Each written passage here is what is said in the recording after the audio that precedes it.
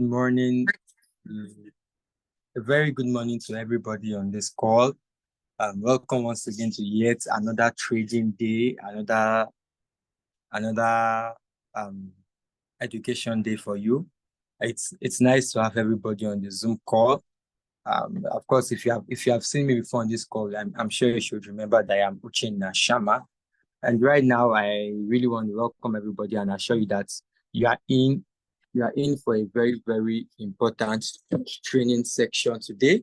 So very quickly, I want everybody to unmute their microphone so we can get to discuss a bit before the main host comes to the training. The main host is already with us, but before he takes over, let's do a little bit of introduction to ourselves. So if you can hear me clearly, please unmute your mic and let's have a quick discussion before we get into the business of the day. I'm waiting for everyone to unmute themselves, so please unmute your microphone. First of all, before we even get to discuss every other thing, I would like to introduce somebody to us this morning. We have a new administrative head for the Lagos State School, and that is because we need to go to other states and push the Paragon Trading School to make sure it is available for everyone in the country. So very quickly, Karima, I would like you to unmute yourself and your screen and your camera and show yourself to everybody and introduce yourself so they can know you as well.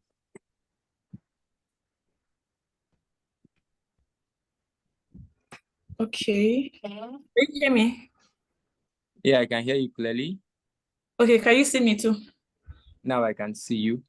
All right. So, good morning, everybody. I'm Karima Metere. I'm the new administrative manager for the Lagos School. Nice to meet you guys. I hope to be seeing more of you and hearing more of you guys. All right. Thank you very much, Karima. So for those who would want physical training in Lagos State, this is the face and this is the person you'll be seeing more often. I wouldn't be the one you'll be seeing as much in Lagos State, although there are times I would also be around in Lagos State. But as far as training and inquiries go for Lagos State, this is the person you should most likely interact with. And by the end of today or latest by tomorrow, her number will also be on the website as well as her contact details. So if you have any questions or whatever, you can as well direct it to her aside me. So thank you very much, Karima, for joining us on the call. Now for our party, I will start with Antonia Simeon. Antonia Simeon, can you please just quickly introduce yourself today? If you can hear me, Antonia, can you just say a little bit of hi? I can hear you. All right. Hello, good morning, everyone. Yeah, good morning, My name is Antonia. Antonia. I'm based in Abuja. I'm on the 6 months program. Oh, you're based in Abuja, which means if you are based in Abuja, it means you have any inquiries, it's me you'll be talking to because I'm based in Abuja as well. I'm based in Gwarimpa in Abuja. So it means when the person I chatted with when I made my payments. Yes, I think you were not feeling well. Yeah. Yeah, because then for the Lagos State campus, but back to Abuja. So whatever thing you need. How do I contact you then? The Nigerian number you see on the web. Okay. Number. Please reach Can you out answer questions regarding to trading? Can you answer? Yep. Definitely, whatever question are relating to trading, relating to the class, relating to anything, as long as that's to do with the trading school, sure, you can always ask me. I'll be there to reply you and answer you. Because sometimes when I'm in when I'm trading in the middle of a trading, like I've been trading oil, I get confused when I see the retracement. Oh, I've made some money and it wipes off. I'm like, oh, should I take the money? Should I continue? Nobody to talk to, nobody to ask before you ask for Uche, and the whole thing is already late. So if you can help me with that, it will help me to be confident and make more money. Feel free to reach out. There's no problem with that. I'll make sure I reply you as soon as possible. So you don't have them. And if it is beyond me, of course, trust me, I will send it over to boss, and boss will give me I can send to you. So feel free to reach out to me anytime whenever you are confused. I'll always make sure I reply you. Oh, that's nice. Thank you. All right. Thank you very much. All right. But okay, last question, Antonia. How has been the training so far? What is your review for the The last meeting, I know you asked that question, even though I was on a call with I was Yeah, on another call. I couldn't really respond. For me, I've had some challenges.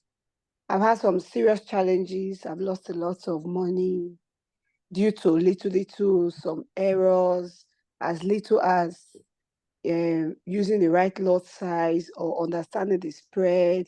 Just little things. I needed more explanation, but because it was not available, and little mistakes here and there.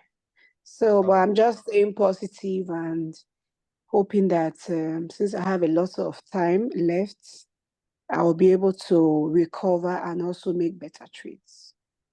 Yeah, definitely. I understand what you're talking about. I mean, as a newbie in the industry, you can't really expect to get everything right the first time. It will take some level of experience, some level of practice and all before you get to that stage. But I can assure you that that profit target we talked about, you are going to hit it and you're going to surpass it. So just keep your fingers crossed, and like I always say, make sure you pay attention.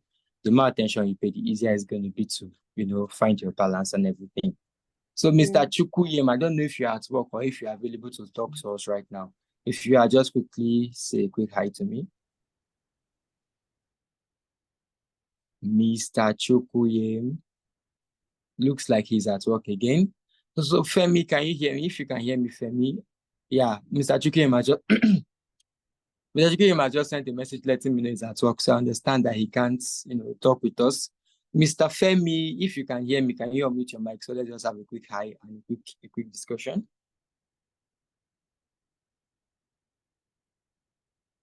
Mr. Femi isn't responding. Let's move on to the next person. Kelvin, if you are available, can you just unmute your mic and say hi to me? Hi. Good morning. Hi, Mr. Kelvin. The way you said your height is making me feel happy already. It seems like you made some good money. Should I send the account number to your DM? Please send it. Let me paste it. Are you pasting or are you sending me money? I don't understand. Why are you pasting? I want to paste my account number to you. I asked you first, no. Anyways, how are you today? Fine, sir. Yeah, so how's been the training so far? Are you getting value for the money you've paid? Of course, more than that. Wow. Initially it was you guys said twice a week, but you guys are doing way more than that. So last week was more like 4 times or 3 times. So I really appreciate you guys' effort. The live trading is something that was eye-opening. So okay. Yeah, so I know last week Mr. Uche assisted someone placing a trade, and we saw so many things there. So there are lots of experience, and the guy is really good. You guys are doing a great job. We now see the need, as in the reason why we don't just place trade. You just have to look at spurious analysis before you do that. So, and it worked. So, and it's a good thing. Yeah. So like we always tell you, our training is trading. We don't just tell you this is what trading is about. We do it live with you so you can understand very well. And I'm really happy. I think this has to be the review of the week. It makes me know that yes, what we are doing here isn't a waste of time. People are really learning very well. Mr. Femi, good morning to you. Can you unmute your mic if you are hearing me clearly? Or if you are busy, can you just send a message on the group so I can know you're actually busy? There is no response from Mr. Femi, so I'll move on to the next person. Osinachi, can you hear me clearly, Mr. or Mrs. Osinachi? I don't know if it's a male or female. If you can hear me, can you unmute your mic? It's Osinachi and it's Mr. All right, Mr. Osinachi. Okay, good morning to you. Good morning. Yeah, how has been your week so far?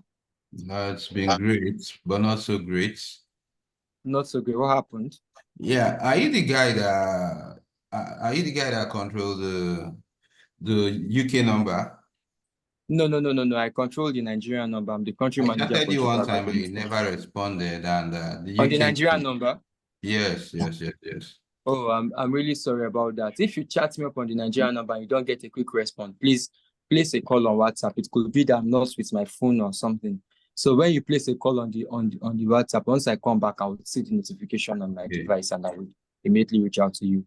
I'm really sorry for not responding. It was an oversight. If I had seen it, I would have responded right away.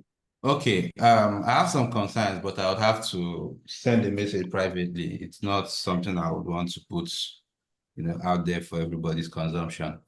All right, no problem. Just after the class today, make sure just send a message to me on the Nigerian line. That's 090-5493-4595. Okay, Send me a message and I'll make sure I take note of it and whatever you want. 090-23409. That's 23490. 090. Yep. 5493. Okay. 4595. Okay.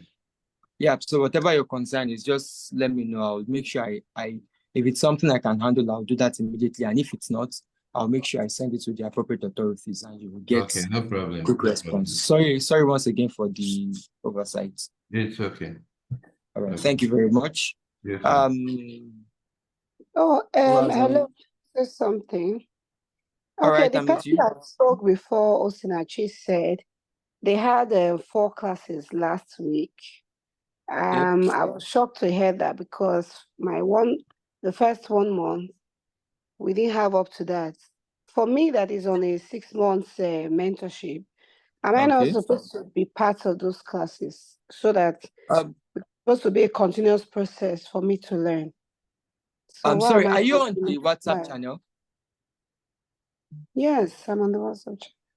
But okay, from what I'm just discovering, the class you are talking about was for beginners. The way we structure our classes is meant for, we have different type of classes for different people.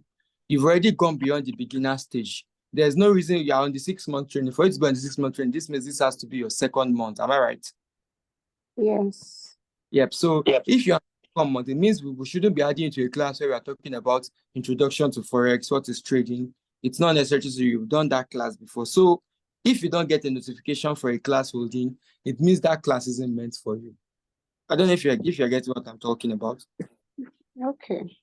Yeah, so whatever class, trust me, whatever class is meant for you, you will receive the information either on your email address or on your WhatsApp, or you will get the notification on your channel, on the WhatsApp channel. That's why I asked, are you on the WhatsApp channel currently?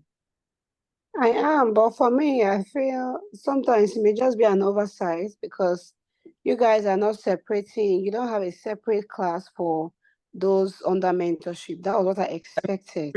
Everyone is in a general class to start with, but we do the separation on our end. It's not going to be, the school isn't that big yet for you to start separating everybody to different WhatsApp group. It's going to create a lot of confusion. So we have everybody on one WhatsApp channel, and then when it's necessary to send out separate invites, we'll do that specifically to the person's email. That's why when you're making your payment, your email is one of the information we get. So as much as possible, if there's a class specially for you, or if there's a class you need to be a part of, you are definitely going to get a notification on your email.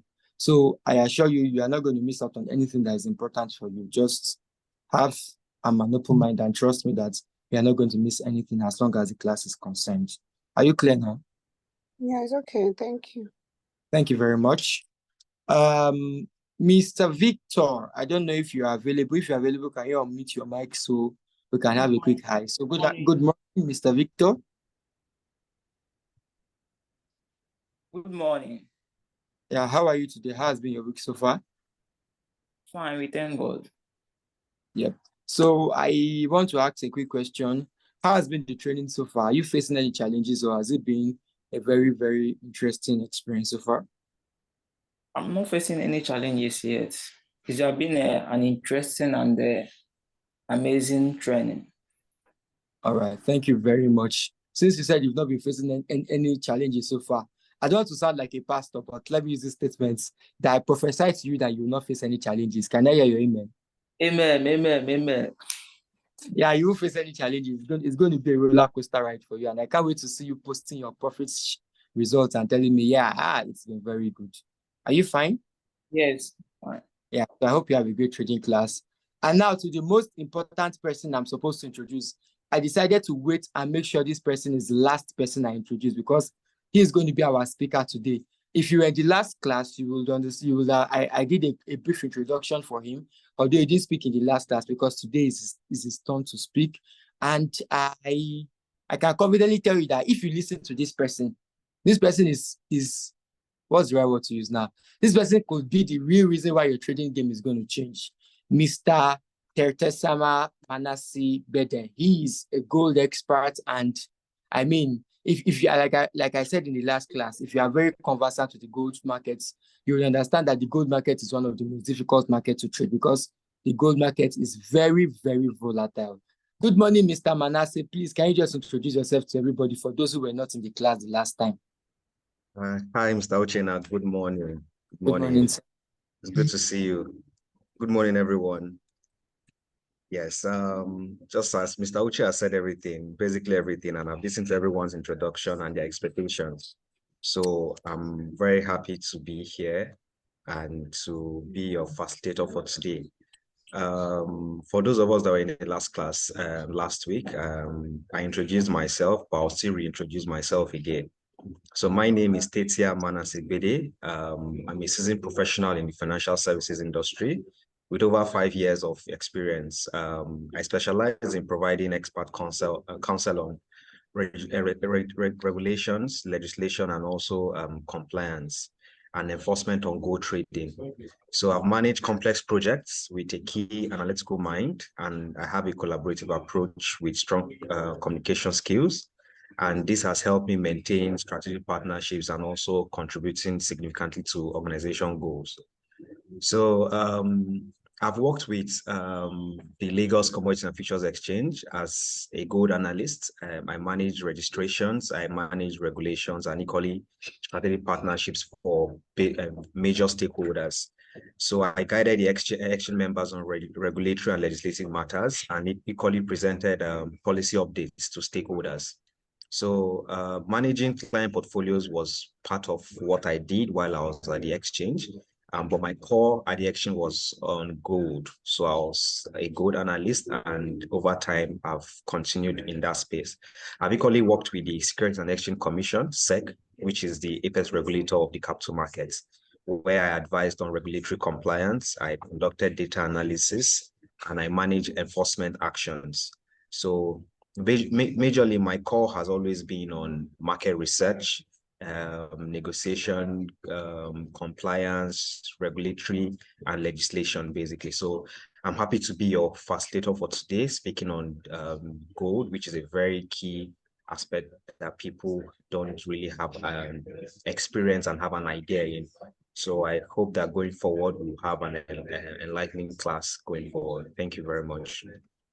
Thank you very much, Mr. Manasi. I mean, if you are very, very conversant, like I said, with the gold trading, when Mr. Manasi was talking, what entered my mind was supposed to say he choke, but because of exactly, Mr. Manasi is laughing. If you have traded gold before, you understand when the gold can take you back to the trenches. So to see somebody who is so experienced in gold, please, I want everybody to keep an open mind, and right away, right now, I don't want to bore anybody with any more unnecessary talks. I'm going to be handing over the stage to Mr. Manasseh so he can guide us on the class for today. It's already 10:30. And one last thing, Mr. Uche will join us during the practical class. That's the main facilitator. So for now, everybody, please bring out your pen, your writing pad, and whatever you need, because Mr.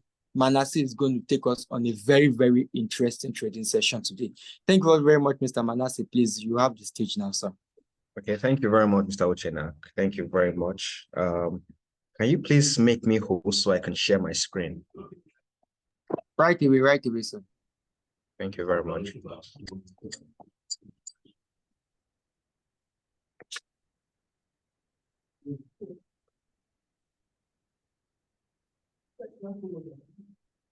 Sorry, please, just a few minutes. I'm setting it up.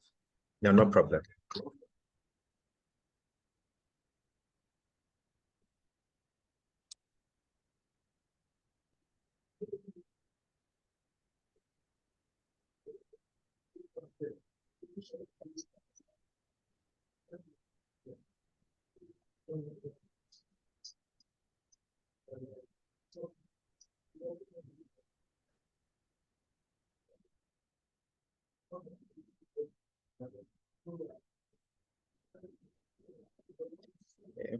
While we're waiting for Mr. Ochina to make me host, good morning, everyone, once again. Okay, yes, I'm host now. Let me share my screen. Share screen. I would like to confirm if you all can see my screen. Yes, sir, we can see your screen. Very clearly. All right.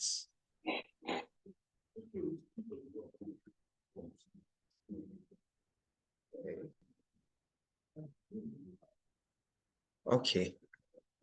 Before I proceed, just like I started in our last class, I would like to know maybe 2 or 3 people, if they could just state their expectation from today's session, because what we'll be looking at today is practical ways to buy and sell gold. So gold ETF, gold spot, CFD, and futures. So if I could just have like 2 or 3 participants to just state what their expectations today would be, what they look forward to gaining out of today's session.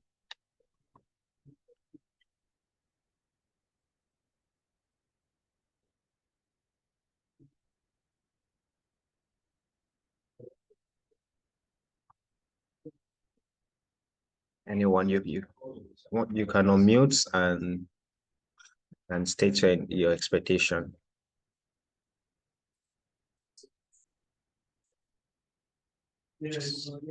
Stop here. Anyone?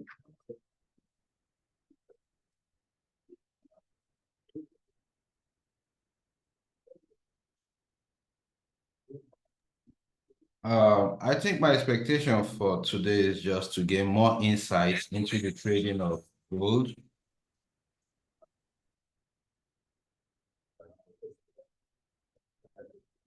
Okay. Okay. Okay, that's one. That's noted. Just trading of gold. Okay. Do we have anyone? Anyone else? Yeah. My expectation today is to learn more about gold and how the market moves. Okay.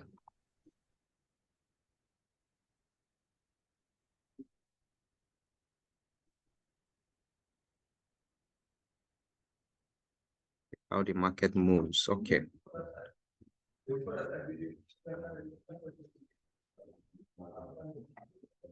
Hey, anyone else, or can we proceed? To see how I can turn this my red on gold back to blue, because I currently have a trade on gold and it's not doing well. So maybe when the gold analyst tells me what I'm doing wrong, I should be able to change it to blue back. Okay. No problem. Okay.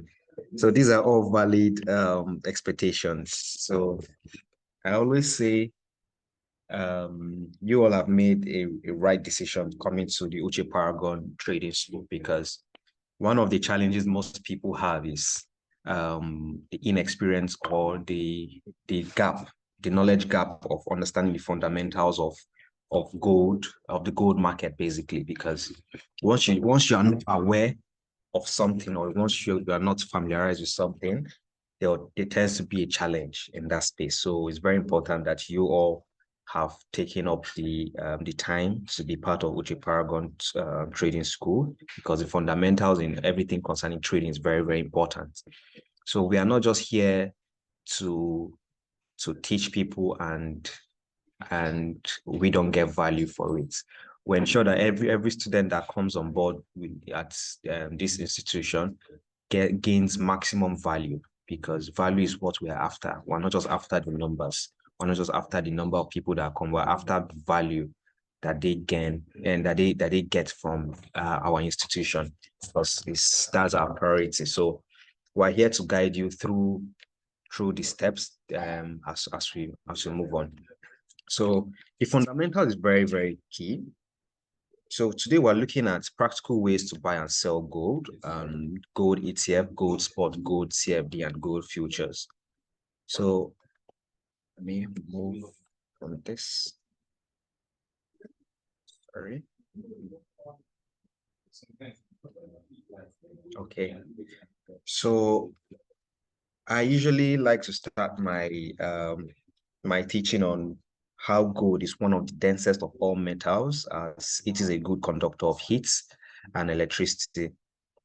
Because gold is visually pleasing and workable, and it doesn't tarnish or corrode. So it is one of the first metals to attract human attention. So once we understand how gold is, because most times we only see gold as a form of, in terms of jewelries and accessories and the likes, but there are other intricate underlying value that gold has, aside being something that is pleasing to the eye. So in terms of jewelries, in terms of your necklaces, wristwatches, and the likes. So the question I ask is, why do we consider gold? Because as I stated here, gold is a valuable asset that has historically held its value over time. It can be a good way to diversify your investment portfolio and potentially protect your wealth during economic downturns, which is inflation. So there are different ways to invest in gold, each with its own advantages and risk. So most times people are only more familiar with the flashy aspect of gold, which is, oh, I have a gold jewelry, a gold necklace, or a nice Rolex gold wristwatch, or maybe a gold plated table, furniture, and the likes.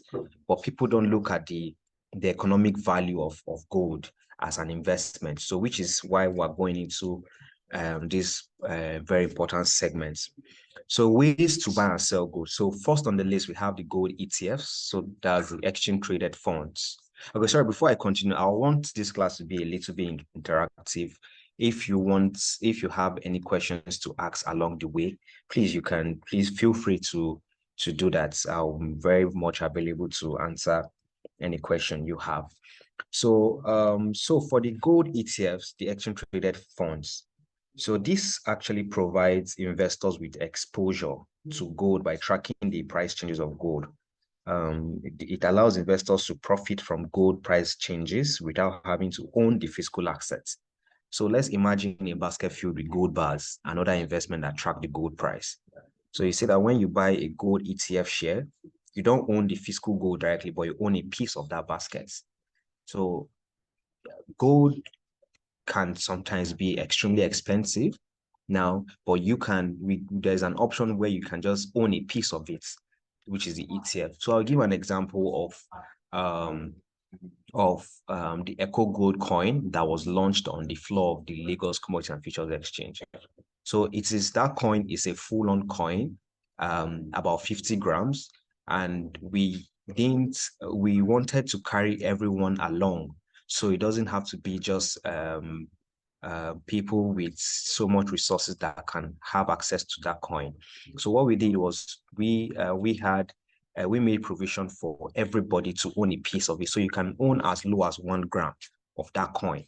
So that is where the ETF comes in. So that one gram, which is a piece of it, so you own a piece of that coin. So what the gold ETF does is you can own the physical gold directly, but you won't own it directly, rather, but you just own a piece of it in that basket. So that's what basically the ETF basically states. So some of the benefits are, it is easy to buy and sell on stock or commodity exchanges, just like buying company shares. So you can buy the same way we talk about the stock exchanges, where we say, oh, I own a share with let's say a GT Bank now. So that doesn't mean you are the owner of GT Bank. You just own a piece of GT. So that's what is also obtainable with gold ETF as well. So it's easy to buy. So all you just need to do is know what you can afford and how much you want to purchase. So typically it is low fees compared to other options. So what this means is when you are purchasing, the fees are definitely reduced in terms of transaction fees, transaction costs, and the likes. So you don't necessarily need to buy the entire gold bar or the entire coin or what it may be.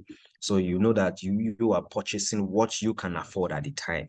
So it is highly liquid. you can easily buy or sell your shares quickly. So once you know that, okay, this is not doing so well, you can quickly sell it on any exchange or whatever platform you choose. So it is highly liquid. So the drawbacks, just like I mentioned, you don't physically own any gold because you just own a piece of it. So owning a piece doesn't mean you own everything entirely. Then another drawback is the ETF price might not perfectly match the actual gold price due to the small fees. So because you're just buying a piece of it, the price may not be the actual price of buying the entire gold, because you're only going to buy a piece of it, and there'll be a fraction that will determine the price of what that piece is going to give to you. So now the physical gold. The physical gold, this means buying actual gold or gold bars or the coin. So this is where you want to purchase, and you know that you have these gold bars or you have the coin itself at your beck and call. So this is definitely different from the ETF. ETF, like I mentioned, you are only owning a piece of the gold, but this physical gold, you are owning it entirely. The entire gold bar, the entire coin is yours. So you can hold them yourself or store them in a safe deposit box at a bank.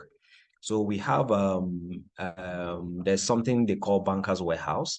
There are few people that have been licensed to own vaults for gold in Nigeria, some of which have been accredited by the CBN and equally the Securities and Exchange Commission. So we have few licensed people, institutions that have vaults that can hold gold here in Nigeria. So now you can choose to hold your gold by yourself, or you can deposit it into any of these vaults at any bank.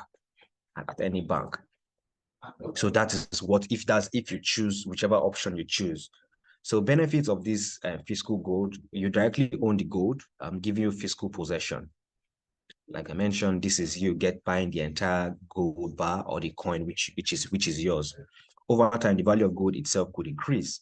So you could buy a gold bar today at, let's say, 500 naira today, and you can choose to own it at for another 1 year, and that price definitely can go up to, let's say, 2,000 naira. You can choose to either still keep it, or you can choose to sell it off at that time, because you own the entire piece. Compared to an ETF,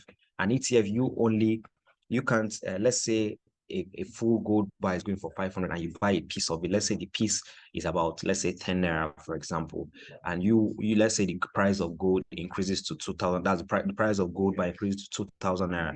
Definitely that price or that piece you got will definitely not be 2,000 naira, because you just bought a piece. It will definitely be more than 10 naira, but it will not be up to 2,000, because you didn't purchase the entire thing. But the good thing what the ETF does is, at least it gives you the sense of ownership, that at least you own a piece of gold in your investment portfolio, which is also a way to go as well, to know that you are diversifying your investments.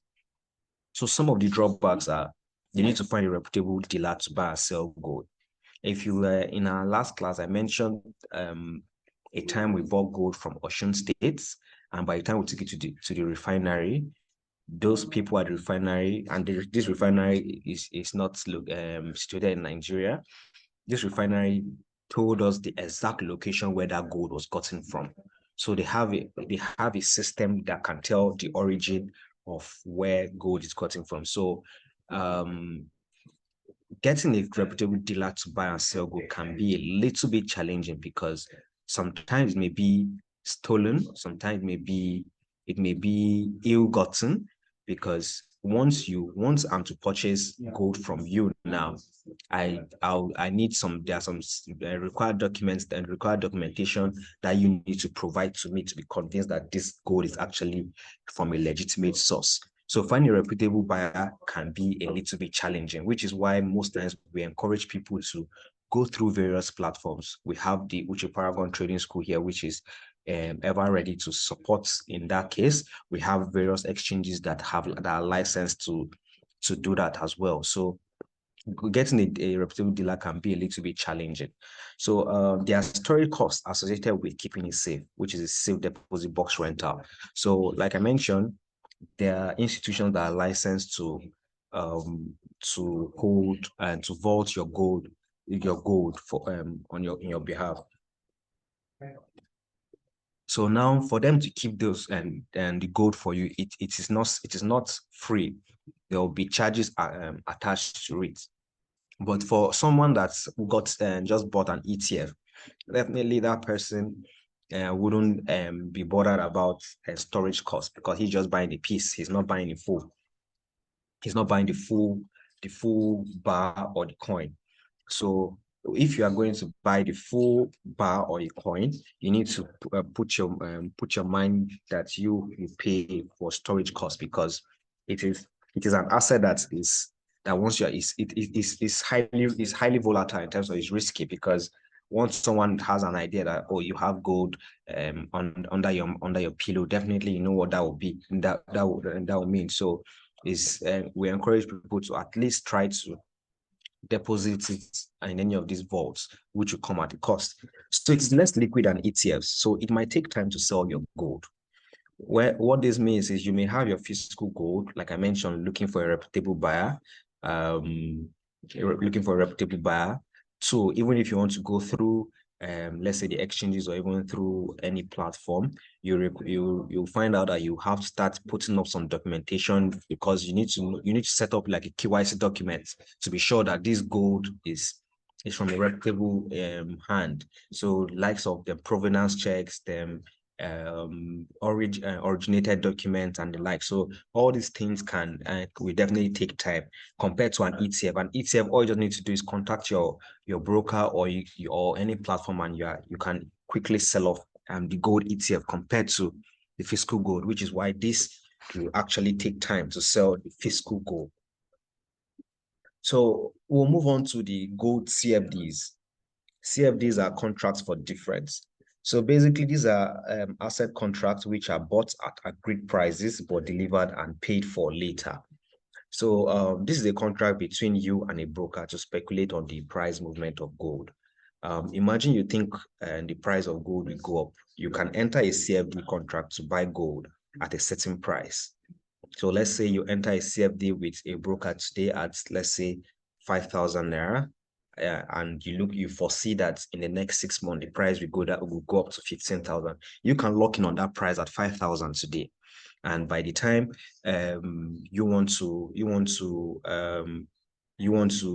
pay for it later on in 6 months, the price, even if the price is 15,000, it is still you end up still paying the 5,000, because you have entered a CFD with a broker now. So if the price goes up, you can sell your CFD and potentially make a profit. But if the price go down, you could also lose money. So it's a two-way thing. So the market definitely is being moved by forces of demand and supply. So you don't expect that all investments will only keep going up. So now the markets will definitely, what will determine the market fluctuation will be the factors of supply, demand and supply. So we need to put that at the back of our minds. So just like it stated there, if the price goes up, you potentially make a profit. But if the price goes down, you could lose money as well. So that's it about trading. So some of the benefits for CFDs, so leverage, you can control a larger amount of gold with a smaller investment. This is not recommended for beginners due to its high risk. So it's people that have much experience in the gold fluctuation in the markets that we expect to go into leveraging with the CFDs. So you can profit if the price goes up or down. Selling the CFD if you think the price will fall. So it's just all about understanding the markets, understanding how the market moves, and how well you can leverage on the pricing, on the market fluctuations. So some of the drawbacks: high risk of losing all your invested capital if the market moves against you. A complex product that requires a good understanding of financial markets. It's also not suitable for all investors, especially beginners, just like we mentioned. So for most times, we only recommend for beginners that are going into gold trading, we recommend starting off with the gold ETFs, because I will not say it is less, it has its risk, but it is less risky compared to the physical gold or the CFD. So we usually recommend that beginners, you start off with ETF, and that way you understand, getting ETFs, you understand how the market moves before you can now proceed from there. So we have the gold futures contracts. So this is a similar concept to a CFD, but it's a legally binding agreement to buy or sell gold at a specific price on the future date. So let's take note of the legally binding agreement there. So to buy or sell gold at a specific price on a future date, just like the example I gave earlier, you can have an agreement to buy or sell gold at 5,000 today. And let's say you have an agreement to buy gold at 5,000 today. If the price in 3 months go to 15,000, you are still going to buy that gold at 5,000. Then let's now take a look at it from the flip side. If you want to sell gold today at 5,000, and let's say the price goes to 15,000 tomorrow, that agreement still stands that you are still going to sell that gold at 5,000. So which is why let's take note of the legal binding agreement there. So you can't go against the agreements. So imagine agreeing to buy 10 ounces of gold in 3 months for $2,000 per ounce. You're hoping the price will be higher in 3 months so you can sell it off for a profit. So the agreement there is $2,000 per ounce. So if in 3 months it goes up, you can sell it. You can sell it at you can sell it for a profit. So some of the benefits are it can be used to hedge against future price fluctuation if you need to buy gold later. So let's say what you can afford now is that the $2,000, for example, and even if the price goes up tomorrow at 5,000, you know that you are still buying at the rate you got it 2 months ago, which is 2,000. So it is potential for profit if the price goes up. If you choose to now sell it off later on, it will also be a potential avenue for you to make profit from it as well. Because some of the drawbacks is it requires a margin, which is deposit to enter the contract, which can be a significant amount of money.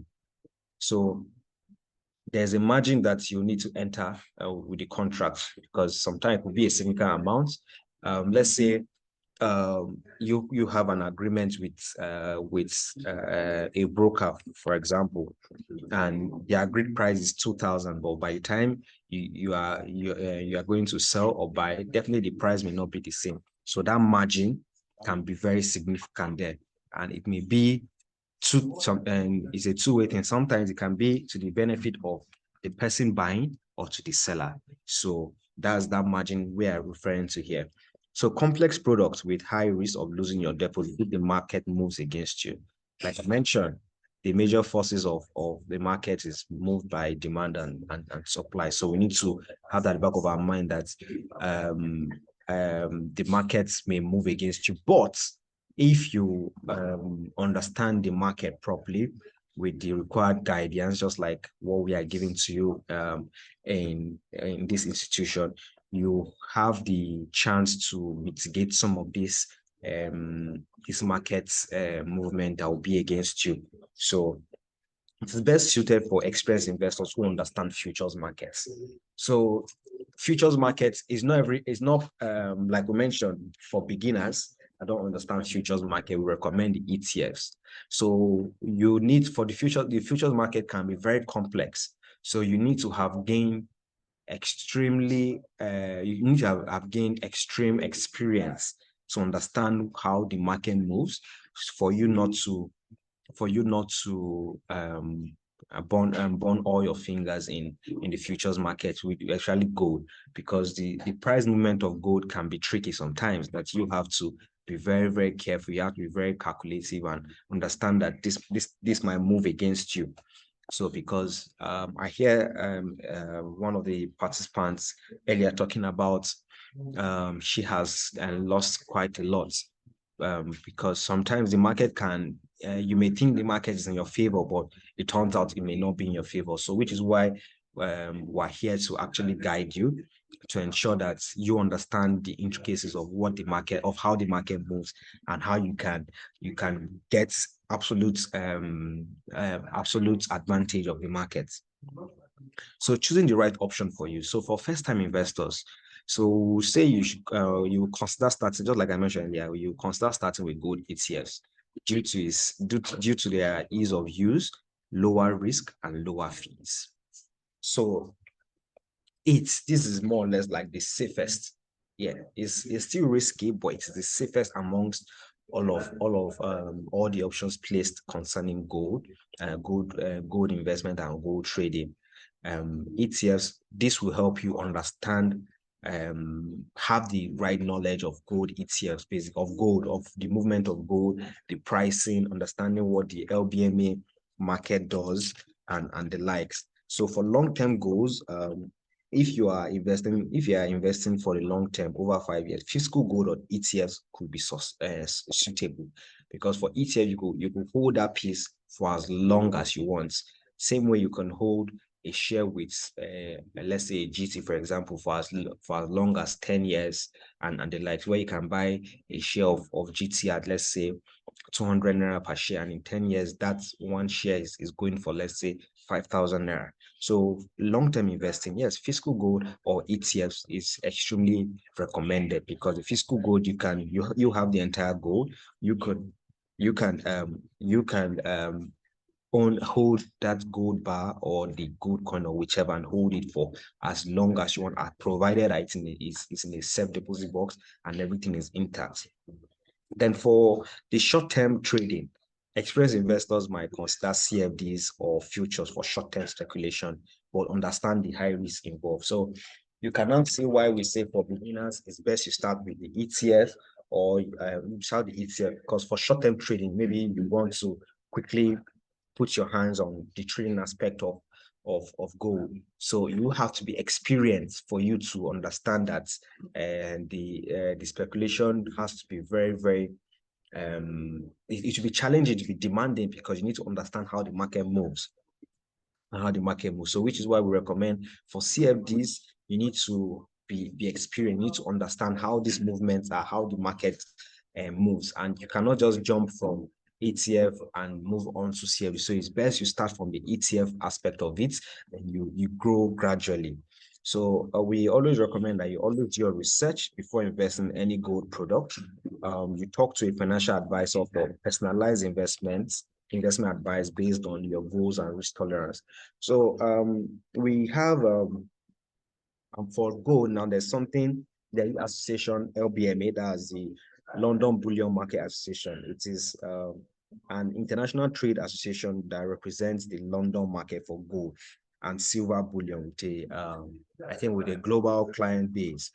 So it includes the majority of the gold holding central banks, private sector investors, mining companies, and refiners. So what this LBMA does is serves as a guide.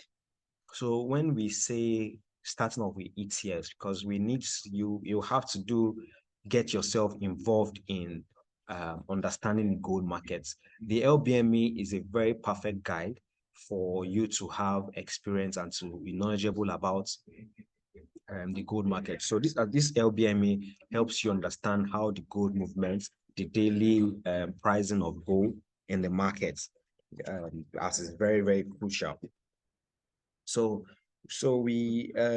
I'll take you through the step-by-step process on how to open an account with a CFD broker. So first on the list would be you research CFD brokers. There are quite a lot. There are quite a lot of brokers. They are the ones, when I say there are a lot, so I'm mixing everybody now, the ones that the legitimate ones, the fraudulent ones. So you need to be very careful with identifying your CFD brokers, and I'm glad you already have a CFD broker at your beck and call, which is the Uche Paragon Trading School. So this is me saying, okay, at least you have someone who is experienced and understand the market properly. So by the time you are researching the CFD broker, what you need to look out for is you compare different CFD brokers based on their fees, regulations, platform features, minimum deposit requirements. So you choose a reputable broker that is licensed and regulated by a recognized authority.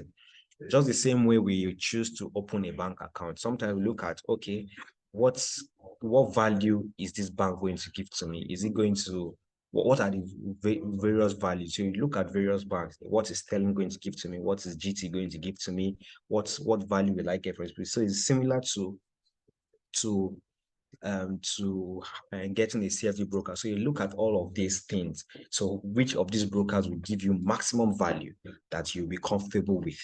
So you understand, you need to, second on the list would be understanding the CFD risk. So CFD trading carries a high degree of risk. You can lose your entire investment or even more than deposited due to leverage. So make sure you understand the risk before proceeding. So because someone may tell you, oh, there's so much money in gold trading, you can go about it, come on board. If you have X amount of minimum amount to put in, come and start. I can guarantee you that you will make X amount of this. So one thing I want us to have at the back of our minds, there is no guarantee when it comes to trading and investments. Anybody that says, I guarantee you 100% profit or X amount of profit, then I can tell you that that person is setting you up for failure. So there is no guarantee in anything that has to do with trading, gold trading, or gold investment. There is no guarantee. So you need to, all I can only tell you is, once you understand the markets, you know when to go in and when to go out, you understand the basic and the major fundamentals, you understand and that the risk associated with it, you just know how to mitigate and move around the market. Then that way you can be sure, you can beat your chance that, okay, yes, you have a bit of understanding of the gold market, basically. But once you hear someone say, I guarantee you 100% profits, no, once you put in this certain amount of money, I guarantee you make this amount of money by so period, that person setting up for failure. So I'll not recommend you to go down that lane. So opening a CFD broker account. So visit the broker's website, depending on who you choose. You navigate to the CFD broker's website and locate the open account or sign up section. You fill out the application form, provide personal information, name, address, email address. So basic KYC documents. And some people may even request to answer questions about your investment experience and your financial goals.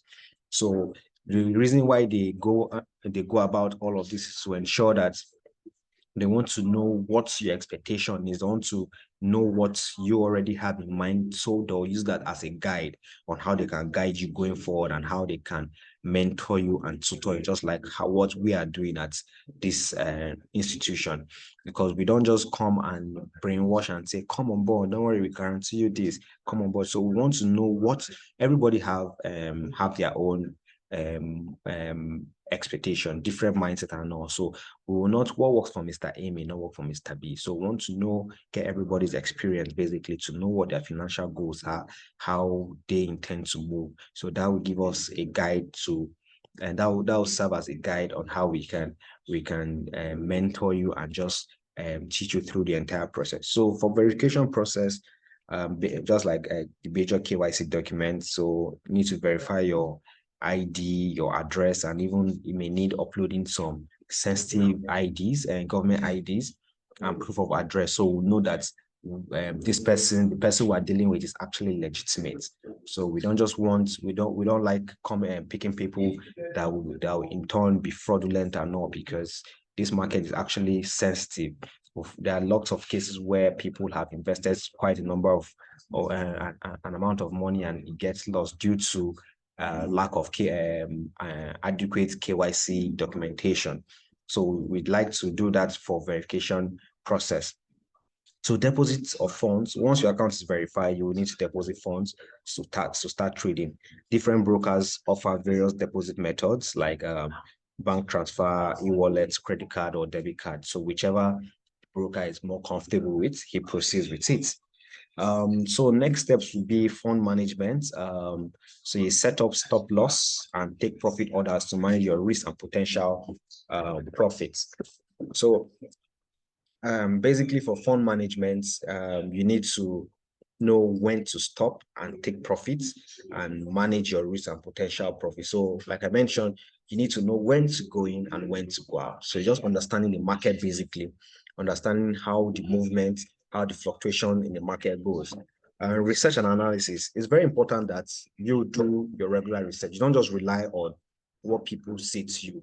I will encourage people that even despite the fact that we are here to guide you, we are going through this this process of teaching you the fundamentals. I will also encourage each and every one of us to go back to the drawing table and do your own research.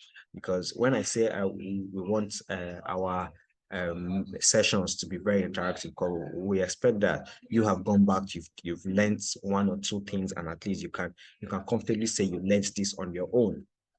So you need to research the gold market. You need to understand how the gold market moves.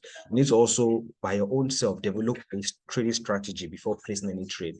My own strategy may be different from your strategy. We are just going to teach you the basic, the fundamental. So it's now up to you to develop your own strategy that, okay, if I am going to put my left foot forward and it's working for me, and let's say you put your own left foot and it doesn't work for you, so you need to develop that. Okay, why not I put my right hand forward, and you consider that you putting your right hand is a more proper strategy for you. So you need to understand the market, which is why we encourage people to go back, you do your own research on your own, and you develop your own strategy on how you want to go into the market. So research actually helps. It goes a long way. Then once you feel comfortable with the platform and your strategy, you can start placing CFD trades. You can start trading. Once you feel comfortable, you know that your strategy that you've put in works, then you're good to go. So optional steps, of which I will highly recommend that you have a demo account. That's more or less a practice account, because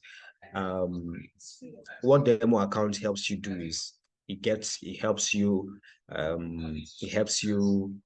understand and get your hands stronger in the market. So this is where you test your strategy. You test various strategies to know what works best for you, because what they say, practice makes perfect, rather. So you need to practice, keep practicing. That's what a demo account does for you. Once you are convinced that, okay, you've done quite a lot with the demo account, then you can now choose to have an actual trading account. So some brokers offer a demo or practice account with virtual funds. I believe this is what the Uche Paragon Trading School always encourage, and we try to encourage everyone to do that. We offer you with a practice account, a demo account, so that way you use that to get your feet strong on the ground, so that you know that by the time you are opening an actual account with the strategies that you've put in place, it will be just a win-win situation for you. So this allows you to explore the platform and practice trading strategies before risking real money. So I believe that's pretty much self-explanatory.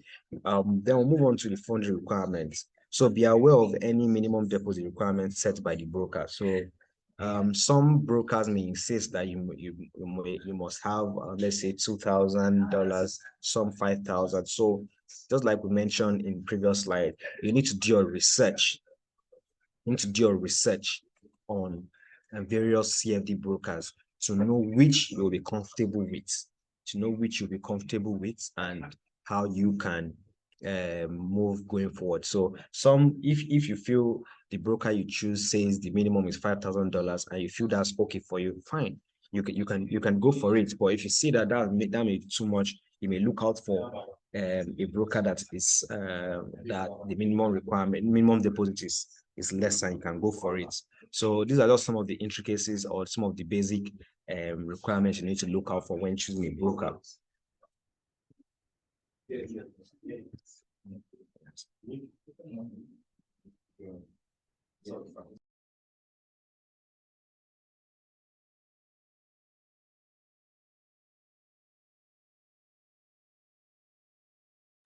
Okay, so 8 minutes. All right, so I believe I tried as much as possible that today's session will be extremely brief, because those of us that were in the previous my previous session, we spoke more about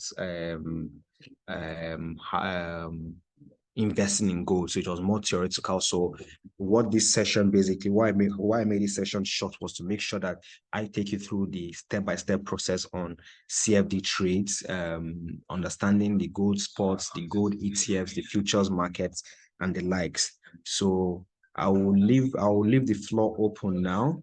If we have anyone that's that has any question to please throw the question so we can answer those questions from here. Okay, so before we move into the question and answer session, so let me just review the previous class. So permit me to share my slide from the previous class so that I can just brush up our knowledge on the previous class so that we can be on the same page.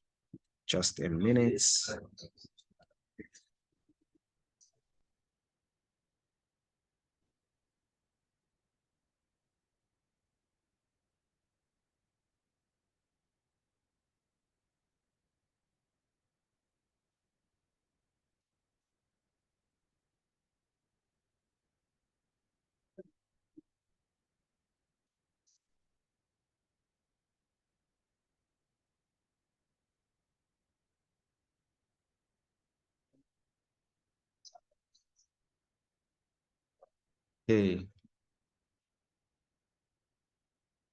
Okay, so I don't know if we can all see my screen.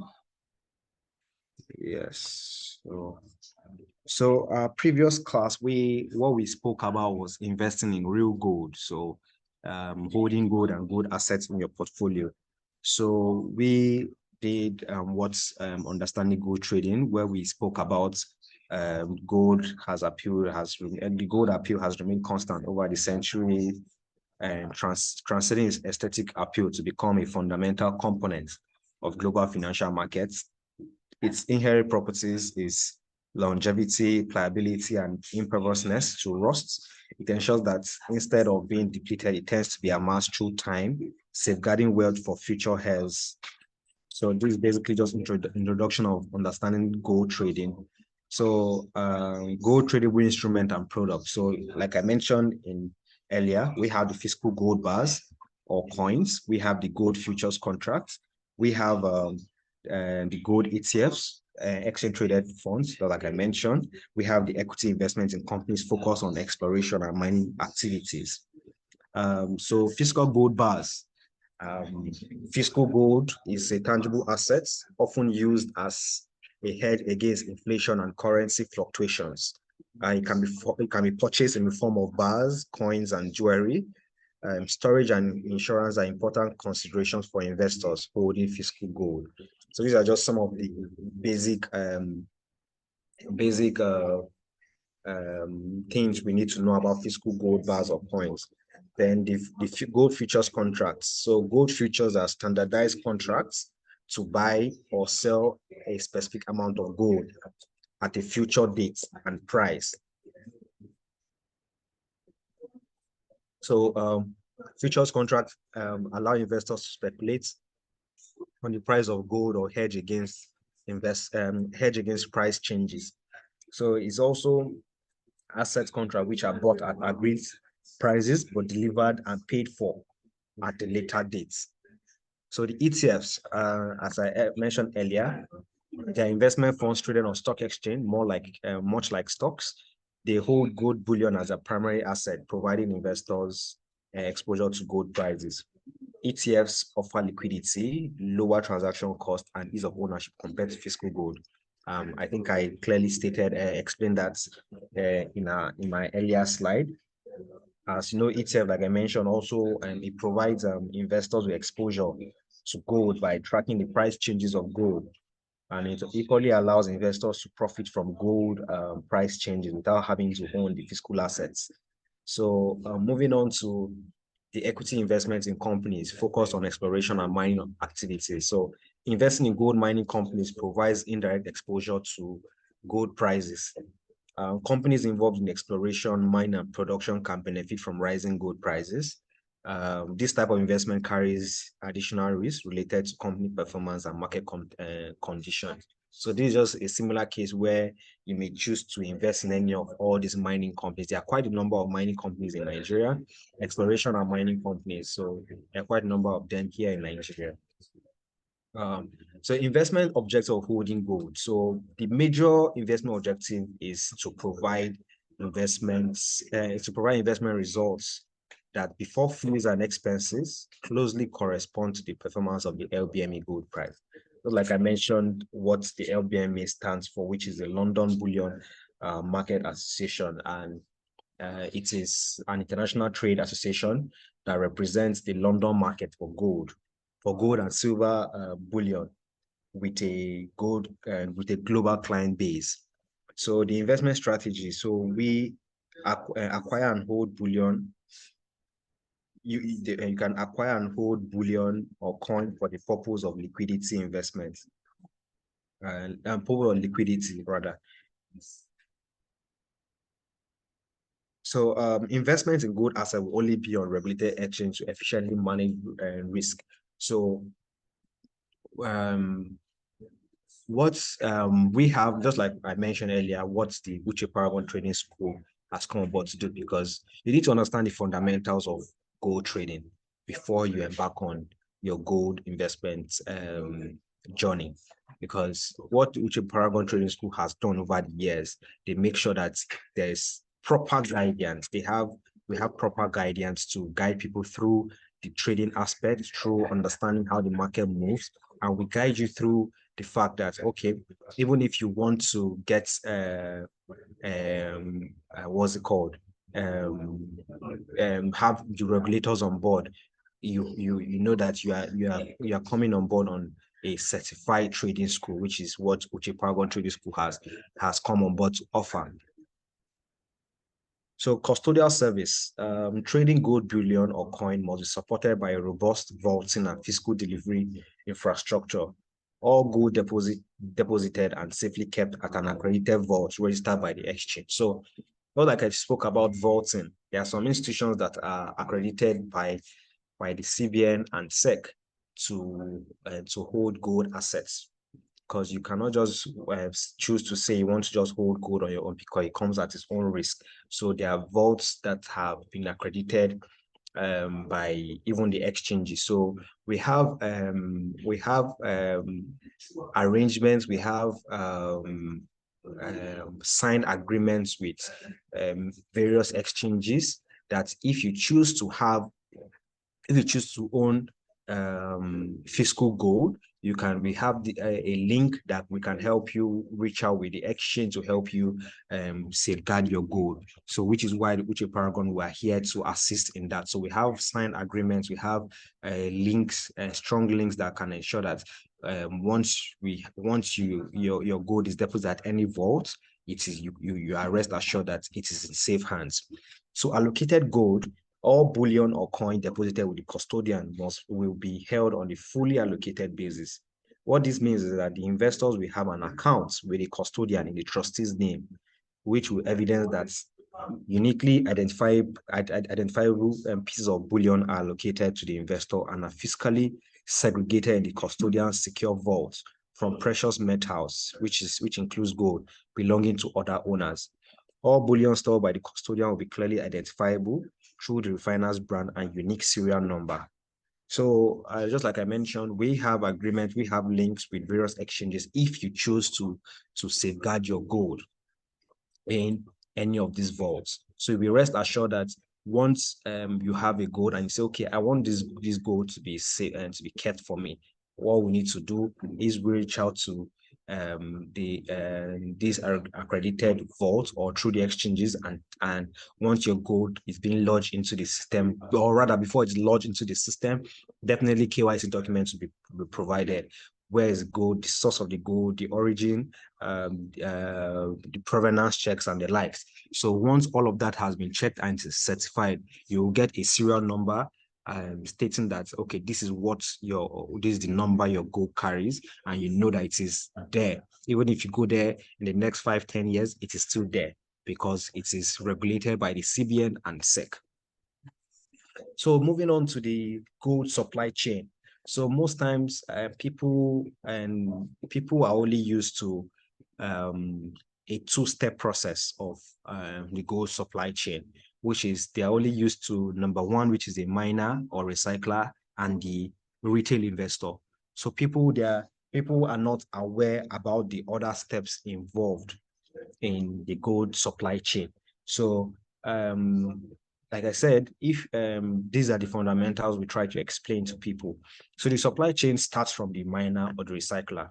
I'll go back to when I said in 2022, when we launched the Eco Gold coin, that coin was launched and that gold was gotten from Osun State. So let's say that is the first step. Let's say number one is Osun State. So it was gotten from the miner and the recycler. That is where it went. We got the gold from. Before it was moved to the refinery. It was now the refinery that looked at the gold and the gold bar.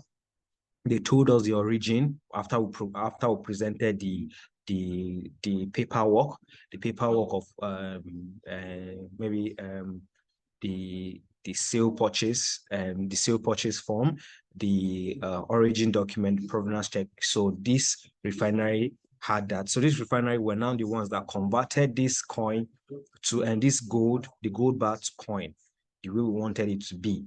So after that, it now went to the minting company. So the minting guys were the ones that were able to design the coin. So there are 3 coins that was launched. One was carried the Lekki Ikoyi link bridge. The second carried the Arrow Metal, the 3 chiefs. The third one now had various commodities, agricultural commodities on it. Those are the 3 coins that were launched. So after this third stage, the fourth one was transportation. Mind you, the refinery was not based in Nigeria.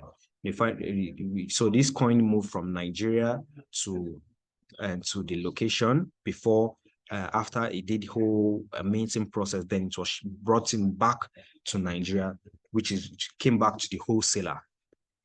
The wholesaler, we received these coins. We received it, and what did we do? The next step was these coins was not taken to a brokerage firm. These brokers are the ones that demystify the products, that more or less lodged it onto their system, and they made it available for trade. After which it now moved to the depository or the bank, which is where the vaulting comes in, the storage. That is where it is lodged. After the last stage is now the retail investor like you and I. So the retail investors are now have the mandate or the capacity to now purchase this gold. Because why is that so? Because if the brokers haven't put it on their system and lodged it on their system, these retail investors wouldn't have known about it. So the brokerage firm did what they're licensed to do, to put it on their system, push it to their investing community, and more or less made it known to the public that we have this available for trade. That's where the retail investor comes in. So this is basically just the gold supply chain of how gold moves from point A to point Z. So gold trading. So just basically more than a century ago, the first precious metals benchmark was created. So the fixing process involved a group of bankers sitting in a room, haggling over the price of gold and silver. When demand matched with the supply, the fixing price was set. For 100 years, this was the process to establish the benchmark price for gold, silver, platinum, and palladium. So the room was eventually replaced with the telephone auction process. So this is just basically how the analog way of gold trading and speculating the price used to be done in back in the days. But now we have the London bullion markets that has like a fixing price benchmark. So global benchmark that administer the price of gold. So back in the days, we had the gold fixing price benchmark, which was established in 1919. The price is set in London twice a day, and it provides a published benchmark price for gold that's widely used as an international pricing medium by producers, consumers, investors, and central banks. So auction for, sorry. So we have the auction by founding members, which are done in roundtables and later moved to secure telephone lines. So now we have the Intercontinental Exchange Benchmark Administration, which is the IBA. So this was appointed in 2015 as a new administrator of the LBMA gold price. Auctions now are managed in real time with modern technology. So we don't need to wait to sit down and wait for the price set twice a day, just like the one that was established in 1919. So now the auctions are managed in real time with modern technology. We equally have producers, the investment community, banks and central banks, fabricators, jewelers, and other consumers as well as market participants from around the globe. They transact during the IBA gold and silver auctions and use the benchmarks as reference prices. So now we have so many people that speculate this price, and this speculation comes as the forces of demand and supply.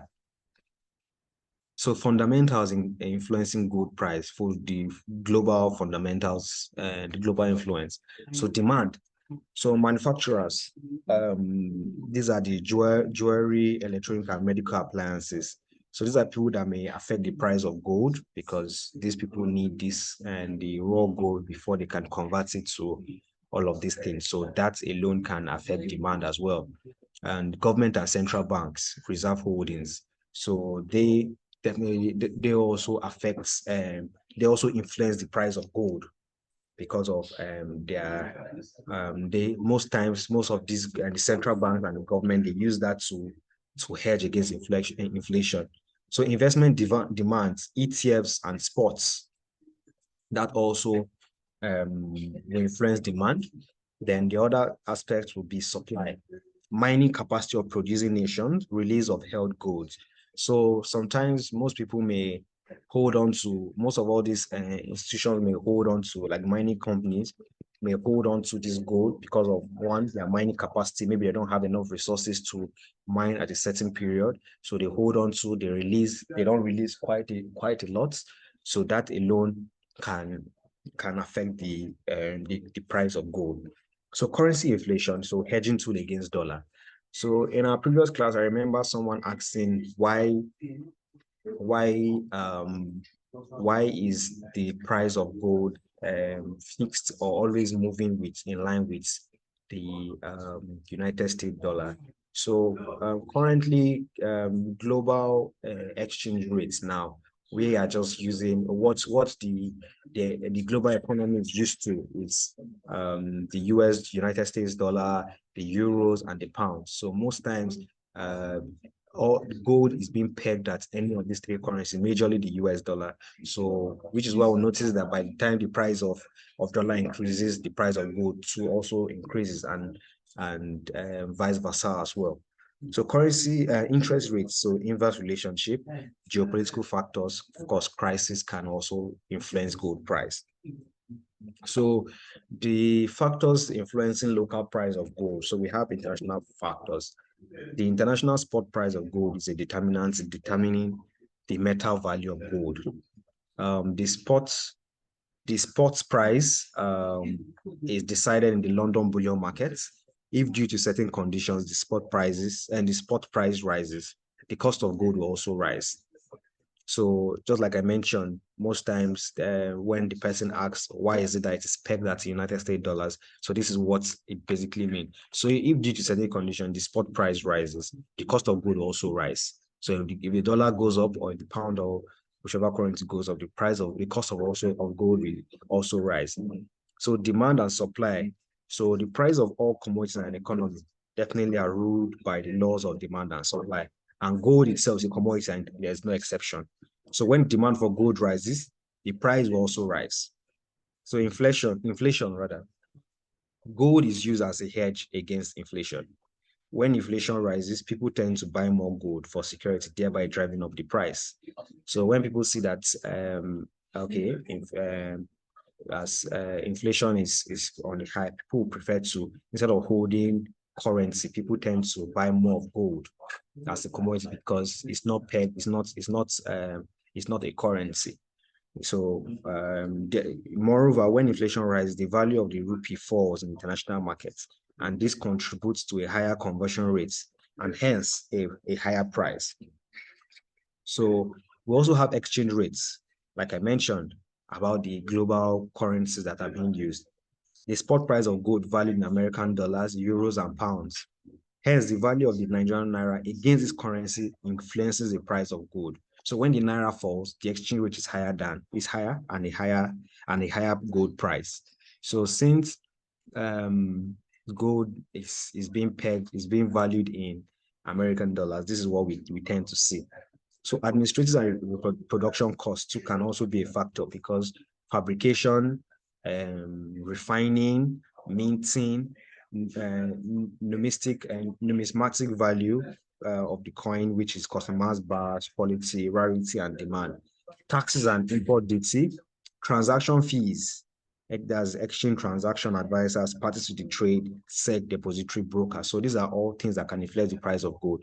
So you can see that maybe gold can be, let's say, $5,000, but by the time you put in all the cost of fabrication, refining, transaction fees, import duty, the price can go up to as high as $6,000, $7,000, depending. So that alone can also influence the price of gold. So some of the local gold vendors we have the LCF, which is Lagos Commodity and Futures Exchange. We have the IEC Gold. We have Kia Smith Trade and Co. And in all these bodies, we have direct link. That's Uche Paragon Trading School. We have a direct link to all these local gold vendors. So if you choose to come and to own any of them, let's say you choose to own the physical gold or even the ETF or whichever through any of these vendors, Uche Paragon Trading School has a direct link, a direct relationship, an agreement with these vendors for you to purchase gold and for you to choose to safeguard your gold and the likes. So like I mentioned, the Echo Gold coin, it is 50 grams in weight, 40 millimeters in diameter, and 24 carats in purity. So it comes with 3 unique features: the Arometa, which is the popular statue of the White Cap Chiefs of Lagos, and the Lekki Ikoyin Link Bridge, and the presentation of various commodities that can be traded. So the Echo Gold coin is listed on LCFE. So just if you look at the price of since when it was launched, so as at when it was launched in September 2022, the price that was pegged at it was going for a little above 42 to 43,000 naira per gram. So just like I mentioned, the entire coin is 50 grams. And as at when it was launched, if you convert it, it was going to about 2.5 million naira. So we looked at it that, okay, how many people can afford to own this coin, which is about 2.5 million? And we don't want to make this coin only for the elites. How can we make the average man or even the youth participate in owning a portion of this coin? So this coin, we made it that you can buy as low as 1 gram.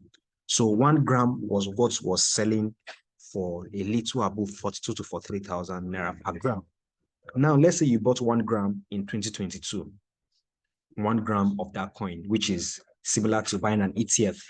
You bought an ETF of that coin in 2022. As at May of this year, the coin a gram of that coin, which is the ETF, is currently going for about 75,000 naira. If you look at how it has moved, it's currently going for about 75,000 naira. So imagine you bought about 10 grams at the rate of 42,000. Let's do the maths. So you can tell how much that has gotten to. So this is just basically how we made sure that we carried everybody along. So if you have the capacity to purchase the entire coin at about 2.5 then, so you can now look at the price now of how far it has gone. So that's where in my previous presentation, we encourage people that for beginners, you start off with an ETF. So looking at just basic gold fluctuations. So like I mentioned, anybody that tells you I guarantee you 100% in gold trading, I will advise you to run away from that person, because that person just wants to take your money and run away. Because if you look at the movement of how of this gold, you can see that it is not moving. It's not moving from ground A straight down to ground Z. You can see that there has been some ups and downs, So this basically just shows that anything that has with investment, capital market investing, be rest assured that there will be ups and downs. So which is why you need to understand the market. You need to know when to go in and when to go out. So this is just a typical representation of how gold moves, basically. So gold trading strategies, we have the trend trading. The strategy of trend trading, the strategy of trend following is comparable to navigating the market waves. It necessitates a sharp ability to detect whether the trends are moving toward higher gold prices or receding towards lesser amounts. Flexibility is crucial, since followers of this method must be prepared to adjust their costs and flip their position when the trade of the market turns. So we equally have the range trading. Within the fluctuating gold markets, there are intervals during which the price trends horizontally, locked within a specified bracket. Range traders flourish in this kind, specializing in purchasing at support levels, a point where prices increases, and offloading at resistance level, the junctures where price tend to decline. So these are just some of the strategies: trend trading and range trading. So we have the breakout trading, we have the news trading as well. So breakout trading is an approach for these for those eager to exploit the momentum of major market shifts, as it's involved detecting and taking advantage of occasions when gold prices rupture past defined boundaries, indicating a bullish rise or a bearish decline. So this is just breakout trading, knowing when to leave, knowing when to take advantage of the markets. So news trading, so those engaged in news trading within the gold market relish keeping their fingers on the pulse of breaking events.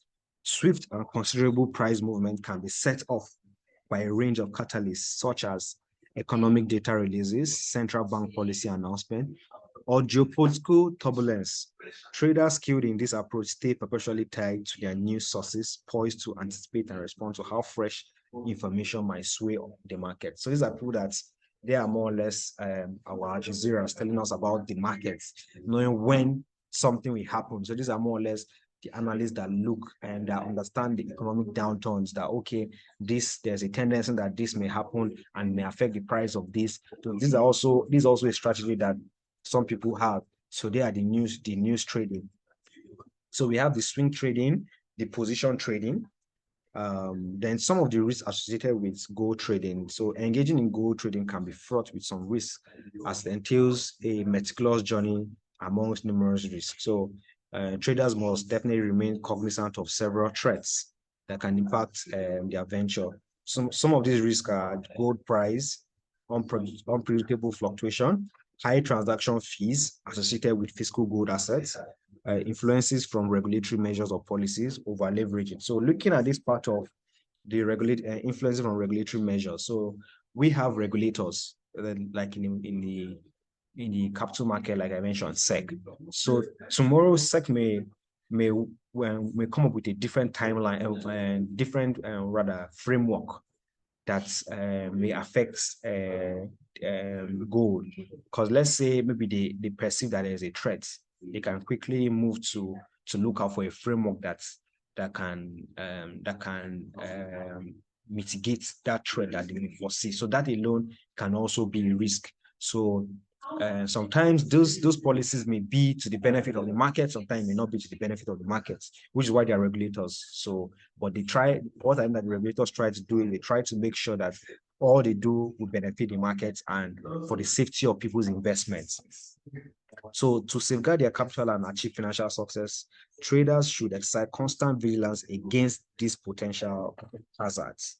So I believe I've been able to cover quite a lot on investing in gold, investing in real gold, and also practical ways at which we can you can trade or buy, of which you can buy and sell gold, the gold ETFs, spots, the CFDs, and equally the futures. So I'll leave the room open now for any questions, any concern, any questions, maybe contributions that any one of us may have. So thank you so much, everyone, and I'm available to answer your questions. Thank you.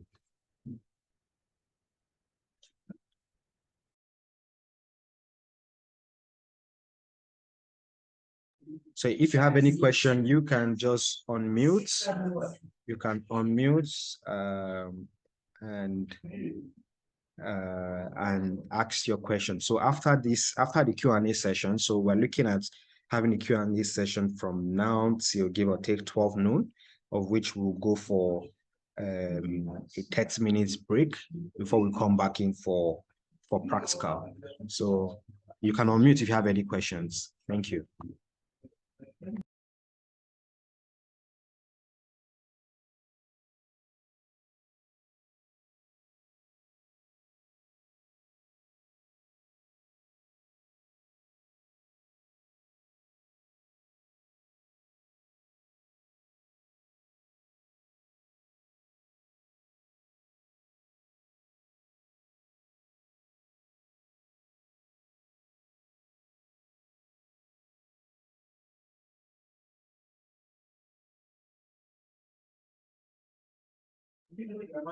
Wow.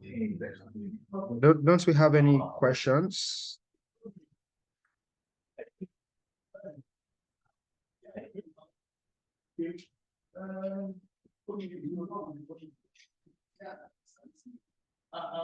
Okay, so we have Chukwuyem, Femi. Okay, Karima here is the head of our Lagos office. Hello. Yeah, hello, sir. Yeah, this is Kevin. Okay, hi, Mr. Kevin. Yes. Yeah. You're going so I was wondering, like, the capital someone can use to start off for gold trading. Yes. The minimum. The minimum. Minimum, and I think it's a commodity, right? Yes, a commodity. Yeah, it's a solid mineral. Yeah, it's a commodity. Solid mineral, right? So, and you can also make loss on it. Can someone also make loss? Yes, same way. Let's go to the traditional way of trading commodities. Let's look at maize, for example. Let's say you buy a bag of maize at 5,000 naira today, with the anticipation that tomorrow that bag will go higher as let's say 10,000, for example. And let's say something happens and the government decides to flood the market with so much maize, and they make price of maize cheap. So definitely that 5,000 that you bought, you may either buy it at that same 5,000 or it may drop. So it's a commodity. So it's a market and it's being moved by demand and supply. So so any commodity that someone guarantees you is 100% profit, 100% profit. There's a tendency that yes, you may make 100% profit, but don't just be swayed by saying yes, I must make 100% profit, because it's a market. The factor of demand and supply will definitely play its role. So yeah, it's a commodity. Okay, like the minimum someone can trade with, like, start off. Yes, so I will recommend that the minimum when I speak with Mr. Uche Paragon, most times he says the minimum most people he will recommend is about $2,000. But I believe in the next session, which will be practical class, Mr. Uche Paragon will definitely throw more light on that. So okay, most times he usually just says he recommends about $2,000 to start. That is after you are convinced, you have developed your strategy, you understand the market, and you are convinced that, okay, you're ready to venture into this, then it's a go. All right. Thank you very much. You're welcome, Mr. Kevin. Yeah. Do we have any other questions? So we have Mr. Femi, Osinachi, Victor. Hello. Yeah. Hello, Mr. Femi. Hello, sir. Thanks for the lecture so far. So last week, I think the coach was saying something like just like Bitcoin, you know, we have a limited supply of Bitcoin to 21 million Bitcoin that will ever be. Yes. It was something like that concerning gold too. So does it mean at a particular point in time, the gold available will totally mined, you understand, thereby maybe making the price of gold to now keep going higher and not coming down again? Hmm. That's what I'm trying to say. Well, I will say that for gold, it is more or less a fiscal asset. One, I will say in Nigeria now, we have not even scratched up to 5% of the gold that is deposited on the ground here in Nigeria. So looking at it, it is close to impossible for all the gold to be mined because it is a commodity, a natural resource, right? And for us to have that, it is close to impossible for it to be totally depleted from the ground because there are so many discoveries that you may find out that they'll say, oh, they found gold here, oh, they found gold there. Same way, even the crude oil that we're looking at, in as much as they say, yes, before you know it, crude oil the entire deposit of crude oil will be depleted. But that's not the case. We keep hearing cases of, oh, they found oil here, oh, they found oil there. So it's also the same case with gold. So because it's a natural resource that is there more or less in so many places, right? So I would say it is close to impossible for all the gold deposited underground to be mined. So if in Nigeria alone, I can say we've not even scratched up to 5%. And even that 5% is even looking too much, up to 5%. So then it's close to impossible. Okay. So again, I want to ask, you know, on weekly basis, no, not on weekly basis, on monthly basis, there are reports that comes out and on foreign factory where you to, you know the direction of the market. So does this affect gold too? Like maybe things like the one they taught us last week, employment figures data, things like maybe Powell is giving a speech on interest rate and all of those things. Do they affect gold prices? Then if they do affect gold prices, can you show us on maybe some examples of some reports that were given and how it affected the price? Do you understand what I'm trying to say? Okay, so if I understand you correctly, Hello? Yeah, can you hear me? Hello? Yeah, Mr. Femi, can you hear me? No, last week we were trying to. Yes, I can hear you, sir. Last was how NFP reports affect some of the commodities we trade, like how it affects the forex pairs and maybe crude oil. So do they affect gold prices too? Then if reports like that do affect gold prices, can you show us some of the ones we are to look out for so that we know that, okay, when a report comes out like this, it means we're going to sell gold. When a report comes out like this, it means we are going to buy gold. Okay, so just like I mentioned, in the last when I was going through the previous presentation I did 2 weeks ago about the news trading, some of the strategies. So as many investors know, there's a lot of uncertainty in today's economy. So interest rates are rising, inflation, while cooling is still is still up. We could be headed toward a recession before the year ends, basically. So gold prices too, like many other markets, are influenced by a number of broad economic factors. So those factors can increase demand for gold, in turn pushing its value up. So if you're looking at if you're considering investing in gold, definitely it can benefit you to understand the things that can change your investment value over time. So someone can come up with a maybe let's say someone that is hell bent on the news trading aspect can maybe a news the same way. Let me give an example of even the cost of petrol that we're looking at today. Maybe the president may say, maybe a speech may just come up. That alone can just affect the price of crude oil. So similar to gold, because it's a commodity that people use. So a speech that someone can make can maybe shift the price of gold, because it is not, the price of a commodity is not 100% fixed. There are economic factors that can shift the price of gold. So sometimes even the Federal Reserve as well too can also hike the price, and can because the government will look at that, okay, instead of hedging the inflation against any currency, why not they can even use that as an avenue to, they can even use gold as an avenue to hedge. So even the government itself can come out and say, okay, they can make out a statement where they say they can recommend or advise people to, or the government can say rather they want to use gold as a hedge. So that alone, once people hear that, that alone can shift the price of gold to go up, because they know that the government has taken up that role and there is a full backing. So that alone can actually affect the price of gold.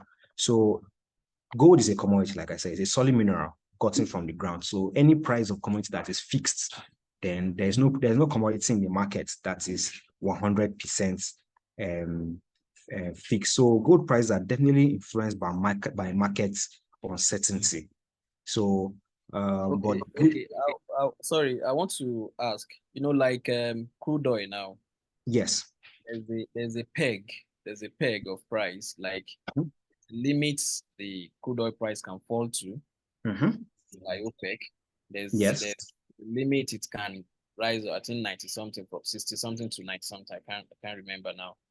Do we have sort for gold too, where so that know that okay, even if I buy gold now, it cannot fall below this particular price? Yes. So what regulating the price for gold? Yes, which is why in my presentation I mentioned about the LBMA, that's the London Bullion Market Association. So they are the ones that represent the London markets and every other market for gold and silver bullion. So whatever price the London Bullion Market Association, which is the LBMA, they are more or less serving as, just like you mentioned, the OPEC. More or less, they are there to regulate and to give updated pricing on what the pricing should go about. So LBMA is there to carry out that function. You don't get, like, do they have a fixed price? Like, this is the least, like for crude oil now, we have I think 65 to 90 something. For gold, do we have something like that? Like maybe it cannot go beyond 2000 something. It cannot go below maybe 1000. You understand? Do we have a fixed range like that for the price? Just like crude oil. So for that, there is no fixed range. There's no fixed amount, basically, because what they like, if you notice when I was giving my presentation about the gold I was gotten from Ocean, so there's a price it was gotten at, because and that price was we got how it was pegged was we compared those prices with what LBMA gave. So in the real sense, LBMA we guide, they will not give you an exact figure. We guide that, okay, this is what the range is going for. So when that, all we just needed to do was converted it to Naira. So there is no fixed amount, just like the crude oil part, there's no fixed price and that says, okay, it must be 70. So it only give a guide on what the price is doing today. That will now guide you to know that, okay, by the time you do your overhead cost, your markup and whatever, you will now be able to come at your own realizable price. And the good thing is why gold doesn't operate in putting a fixed price, because it is gold is less volatile than the crude markets. is less volatile than the crude market, because most times people say gold never depreciates. But that, for me, that is a very strong term to use. So instead of using depreciates, I would say it is less volatile. So putting a price on it will only make the demand for it extremely high. So it is very volatile. So it only what the London bullion market will do is give us a range, more or less give us a guide that, okay, this is what market was doing last week, this is what it is doing this week, and you can now use that to put a peg at your own price. So now it will only now be a conscious effort that you don't go and inflate your own price. So let's say the London bullion gives us a range of 10 to 15 as at last week to this week. You don't expect that you go and put a range at 25 to 30. So you look at it that, okay, whatever production costs and transaction fees, refining costs, at least try to, as much as possible, to put it between that 10 to 15, for example. So the London bullion will not give you an exact price. They are just there to just guide, look at what the market has been doing. So we rely more on reports from the London Bullion Market Association. Okay, sir. Thank you, sir. Thank you very much. So the last one, the ETFs now. Yes. On major exchanges, like the one you showed us, the charts. Yes. On any average exchange, we should believe what is there is ETFs, right? No. So we have ETFs majorly, but there's now the fiscal gold. So just like I mentioned, let me pull that chart up quickly. Let me pull it up real quick. No, this one.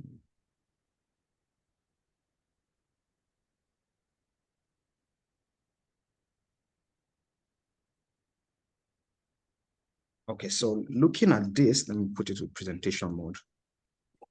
So looking at this, like I mentioned, the entire coin was 50 grams. So a full coin is 50 grams.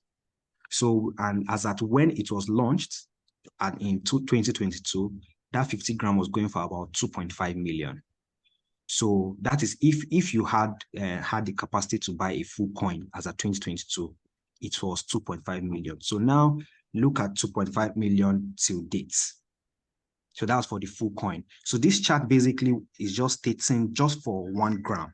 That's buying in piecemeal. That's the ETF portion of it, 1 gram. So 1 gram was going for about 42 to 43,000 naira, 42 to 43,000 naira per gram. So now, if you are now saying, okay, how much will the full coin now be, which is about 75,000 naira now, all you need to do is multiply that by 50 grams. So let's say you bought a full coin, which is 2.5 million as at 2022, and you want to get the actual price of it now. So we can do the math quickly. So you can just do 75,000 naira times 50 grams. That will give you the actual price of the coin now on the exchange.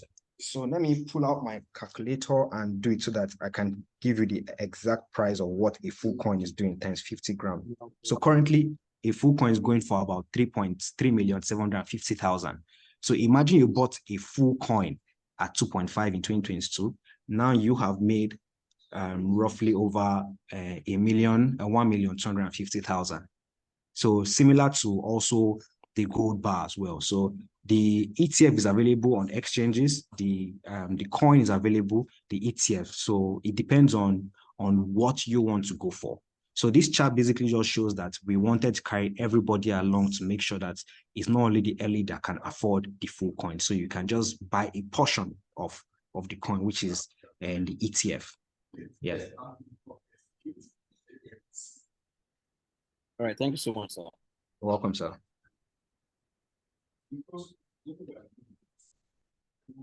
Okay, do we have any other questions? Just have a minute more to go for our break. Any other question so I can attend to it?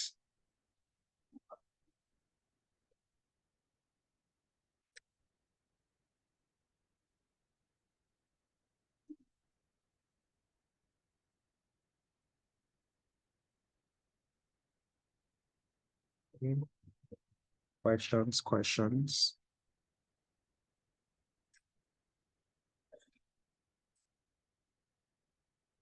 So basically, commodities in general is just based on demand and supply, because if you want to put a peg at any commodity, you are only just going to flow out the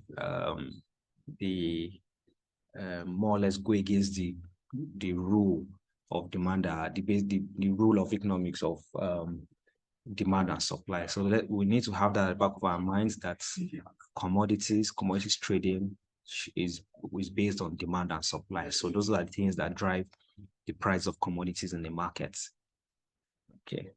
Okay, so in the absence of no further questions, I think we'll go on break now before we come back for the practical session.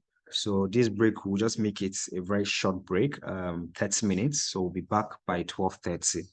So thank you so much, everyone, for being a part of today's session, or being a part of this first session. So we'll see you soon in the next session. Thank you so much, everyone. Thank you. Thank you, sir. Thank you, sir.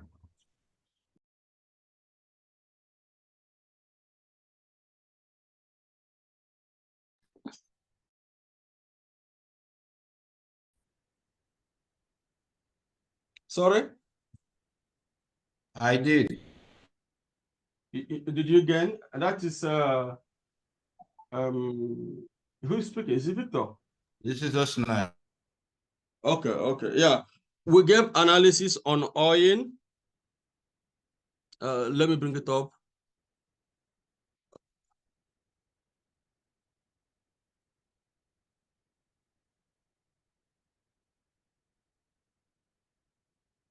We gave analysis on oil. We gave on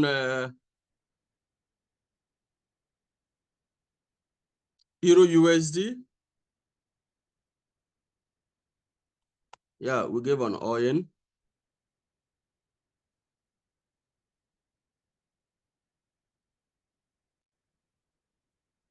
Then we gave on Euro USD.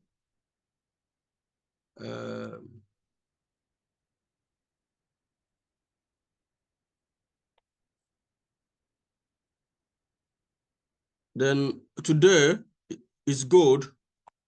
We also gave on Australian USD. Yeah.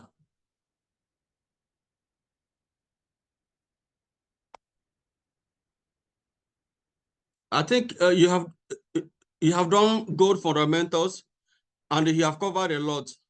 So we will start from where we stop on the technical. Yeah, this is analysis on gold. I hope you can see that.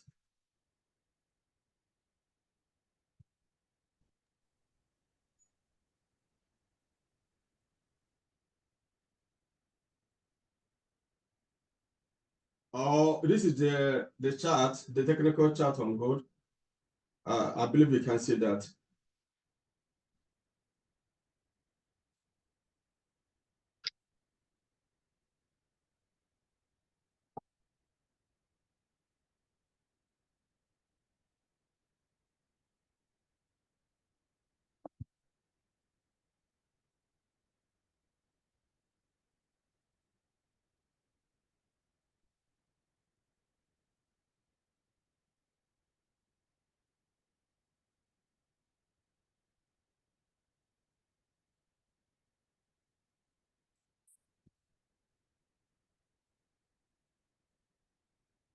Then we gave on Euro USD.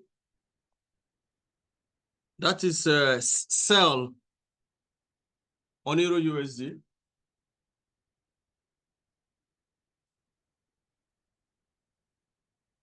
I'm sure you guys are getting. Then we gave on, I think, Britain pound.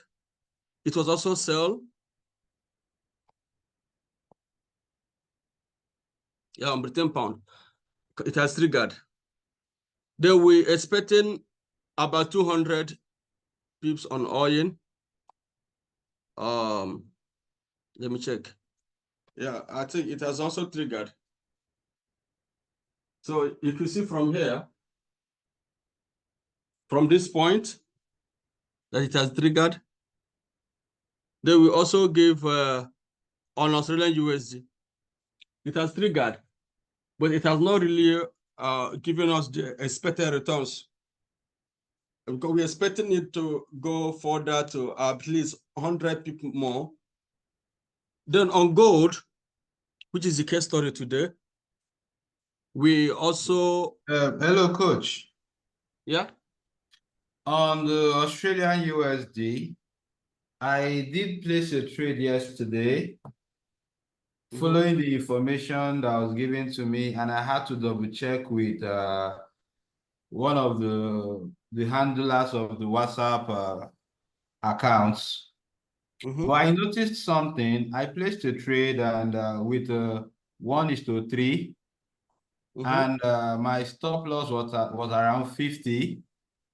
But shortly into the market, the whole thing went against me and I lost. I mean that it went to your SL. Yes, and I lost. Yeah. I think it could be the risk reward that you put, because of we emphasize you put a very closer risk reward. Okay. You know what I mean? Yeah. So if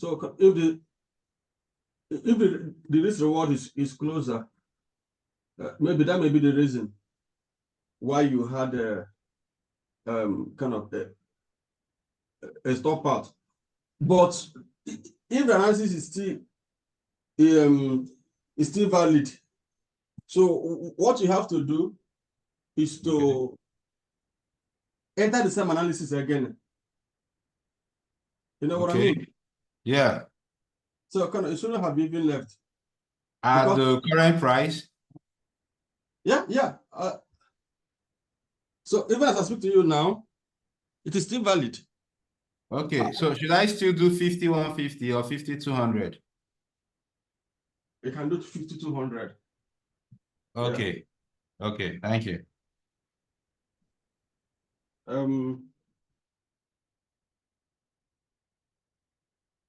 We are going to use gold as a case study, and some of us have not really known how to set a target profit and stop order, and also a trailing stop.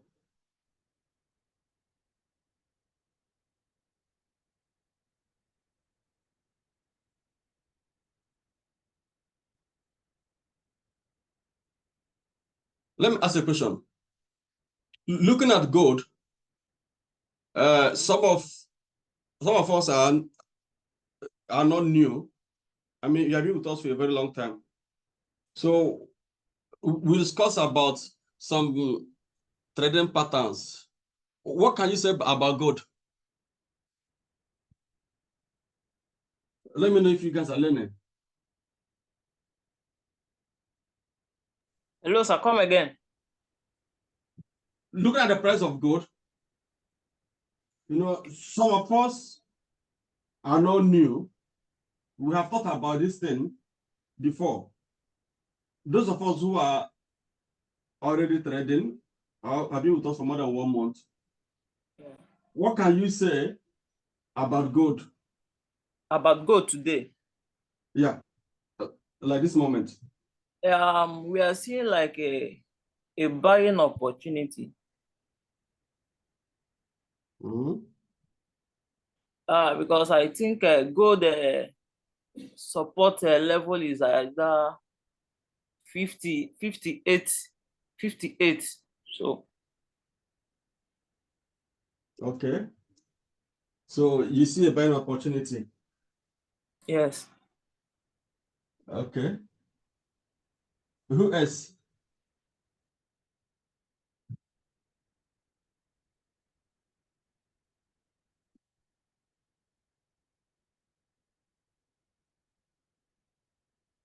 Who else?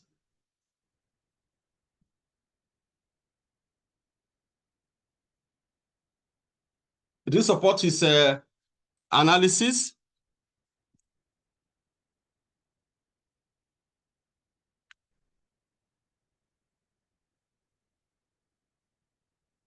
That means some of you are not learning. Let me know if you support that analysis. Let me share my own experience. I'm just joining, but based on my own past experience. Okay.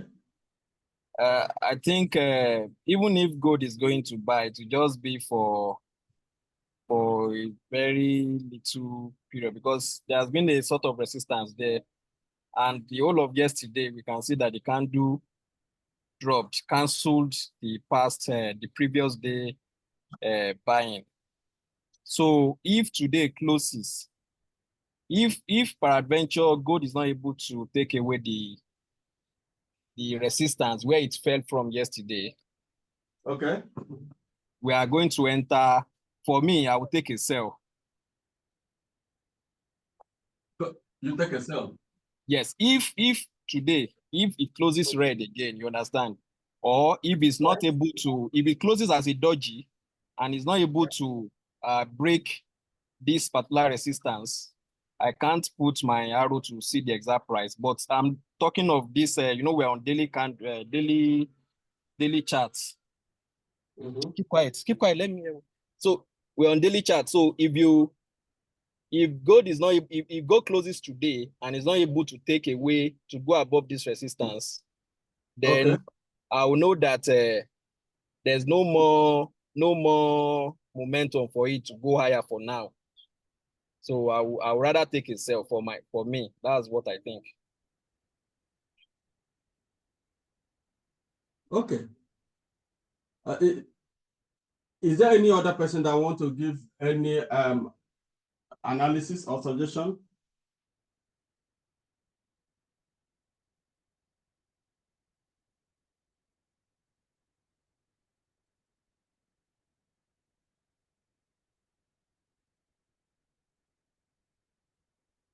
Is there any other person? Okay. You know that we discussed about some certain rules that you must take note of. You know, we talk about trend. Then we talk about price action. Then we'll talk about support and resistance. Then we'll talk about some reversal signs. You see these two candlesticks here? Let me show you from these two candlesticks here. At this point, you see it here? It has formed like a strong basics for reversal. So based on that, follow with price action. So you can see the average price movement of gold. So the highest it has gone is 2,415.25. I mean, that's average. And the lowest is around below 2,327 here at this point. So now, if we are to analyze this market, using these parameters, I will go for sell.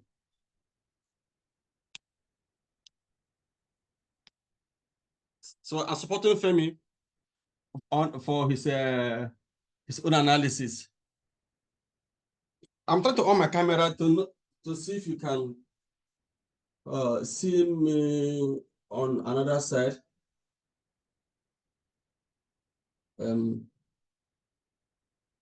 Just give me some seconds.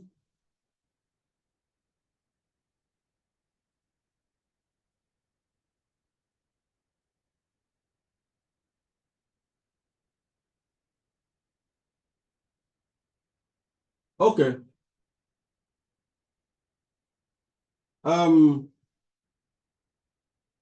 You have heard much about gold trading. So following what we discussed now, we will potentially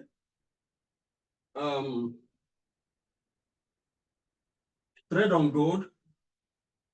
We put our limit between this point. Let me show you again. Just take note. 1.2, sorry, not 1 point. Our, this will be around 240138. That we were expecting to take or to exist around 2304. Also, if you're talking about risk reward, we have to go with 1:3. 1:3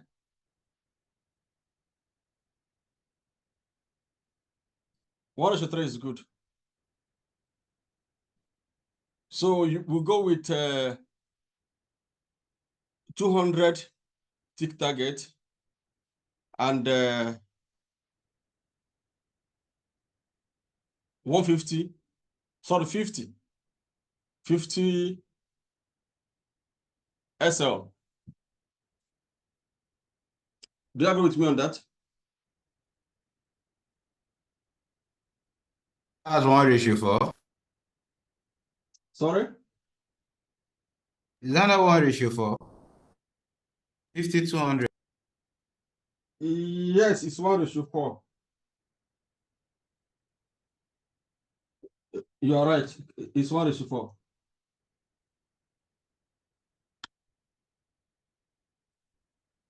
Or no, you can go with 1:4. It's possible. Or we'll go with 1:3.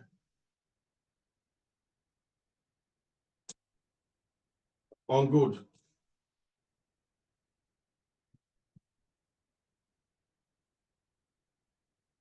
So what do you think? It's okay. Who else is with me on that?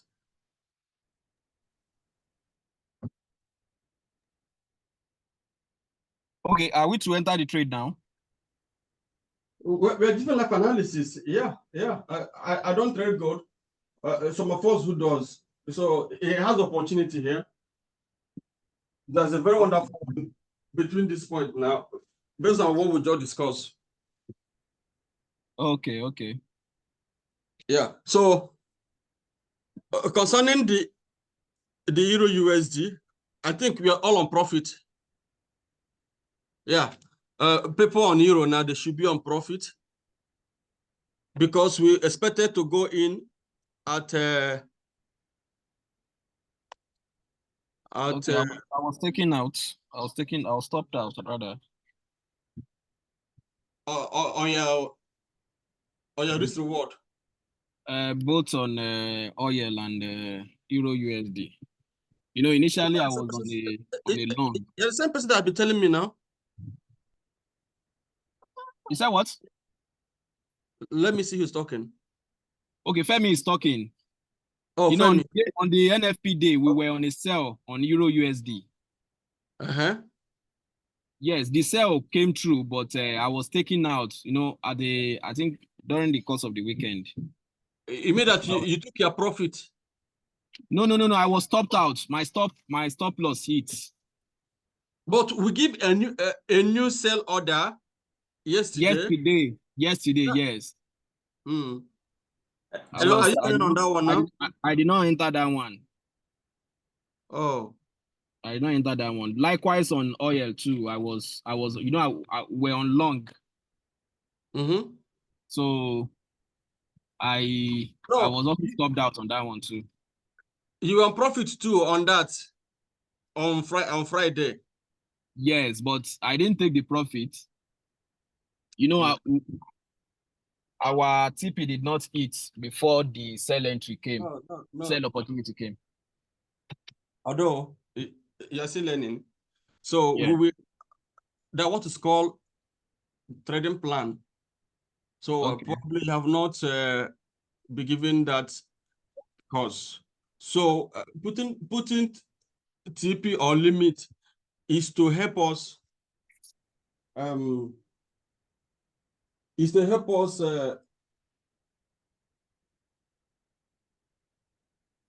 case we are not there with the market. then we can be able to take our order can stop automatically. Do you understand? Yes, yes, I get you. But where I'm seeing my profit, no, I will take it. Do you understand? Okay. Then also, when you place a trade and it caught, it does not mean that the trade is now invalid. Do you understand? I understand what you're saying. Yeah, so it doesn't mean that your trade is invalid. So you can still re-enter the same trade. Do you understand? Yes. So probably your emotion played a very big role. I didn't want to take too many trades. I wanted us to have this class before taking any trades again. Okay. Okay. So that's why. Okay. Let me get us on something.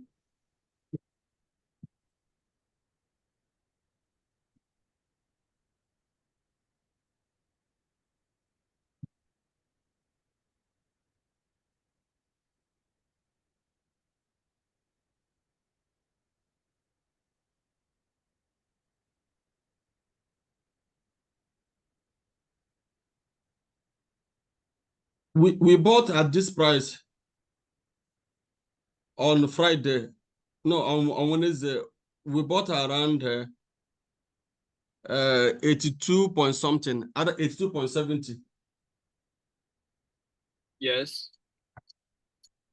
And it went up to around 83. Yes. We close our profit. We close our profit on Friday. Okay. Yeah. So learn that one. Do you do all your trading on this particular channel, this particular Zoom class, or you have another place where you do your oil trading? I work with a company. Can you hear me? Yes.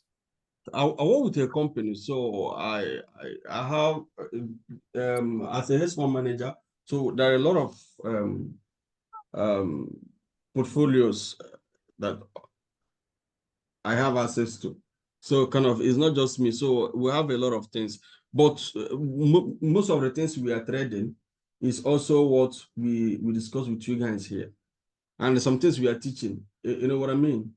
So for example, now when it comes to trading, we have let's say the gold class you did today. We did on spot. So we can trade on spot if we want. Like, for example, now we want to sell off our spot contract because we bought them at 43. Then we also have portfolios on CFD. We have portfolio on futures. Do you understand? So it's not just only one. What we're teaching you this is, I'm just waiting for anybody to say, I'm interested in this. I want to add it to my list. Okay. Okay. Yeah. So then it will now help us to, because you may not just want to limit yourself to one particular instrument, because we're trying to give you this kind of exposure. So we have a lot of people, a lot of portfolio that we work with, to be honest. So it's not just one.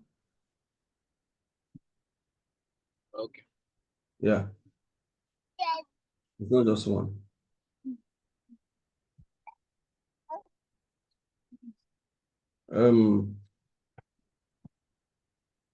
I want to show you something. Sorry, I'm coming. And if we are trading, we also send it here, because since we know that you guys are waiting for us here. This trading scheme just started, was it not how many days ago? About a month ago. So while we've been trading for more than 10 years. Do you understand? the training school started about a month ago. Well, we've been training for more than 10 years. So there are a lot of portfolios. Yes. Here.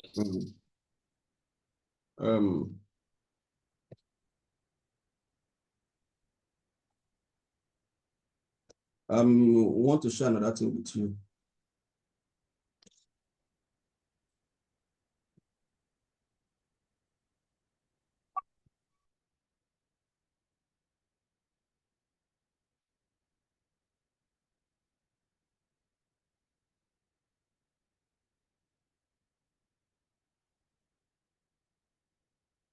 And again, any trade we ask you to take, try to take it. Even if you can't take it by yourself, it can send us a message to assist you to take it. You know what I mean? Because it could have been good for you to miss the opportunity.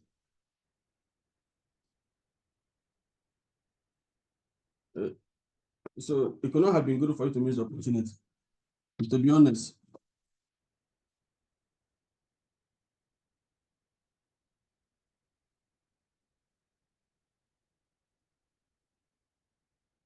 So, I mean, it could not have been good missing the opportunity. So, anyone will ask you to do, please just do it. Because it will really help you. We are still selling on oil. Even this morning, we'll talk about it because we're expecting it to drop to more than 200 pips.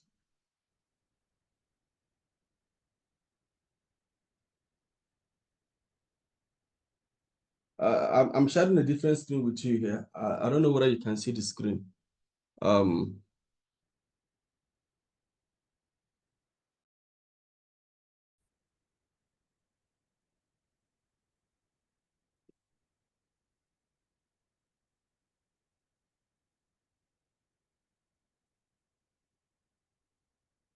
Let me show you something. I hope you can hear me.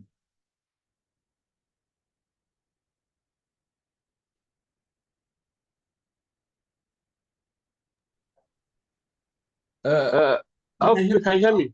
Yes, sir. Yes, I can hear you. I can hear you.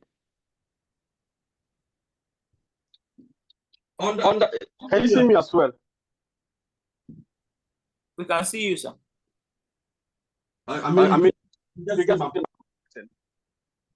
yeah, we can see the screen very well. So now, it was here that we placed the buy here.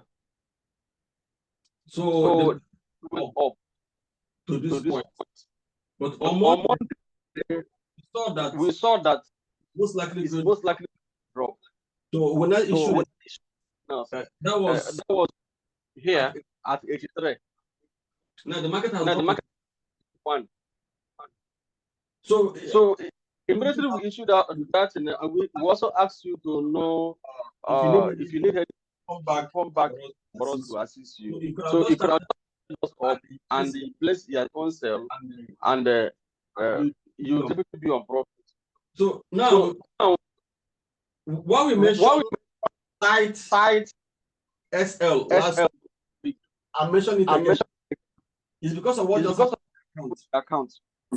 Your voice is echoing, Mr. Uche. Maybe you are using double system. Can reduce the volume of one? I'm not using double. I don't know why it's echoing. But the other one, I don't know if I log in here. Let me check.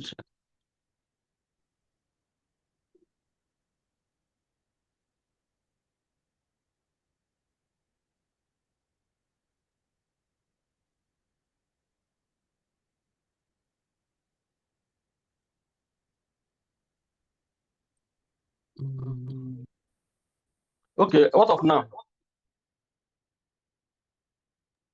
I think it's better. Yeah, it's better. This your screen is okay. It's not all right, it's fine. I say the market is dropping. There's no fundamental that's making it to drop. Okay. Yeah, we have not seen, but just because of the price action, there's no possible. It's possible that it will drop, which is what we just experienced now. Now, why we ask you to trade with a tight stop loss was because assuming we keep buying and it dropped, we'll be in trouble. That's also why one of the reasons why we also ask you to keep putting tight stop loss on sell. It's also because of that. Assuming we place a sell based on the buying sentiment we have in the market, we place a sell, and this market rebound keep going up, approaching to 90, we should be in trouble. So putting that small SL, like a very close tight SL on both buying and selling was the best strategy. But I'm feeling so sad that you didn't close the trade on profit. So I don't know if we should now experiment how to close trade on profit and how to take TP. I think that should be the most important thing. Shall we do that, Femi?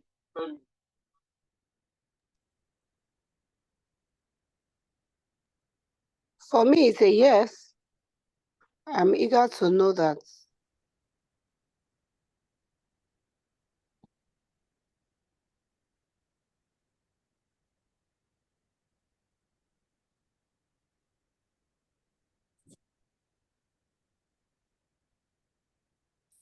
Okay.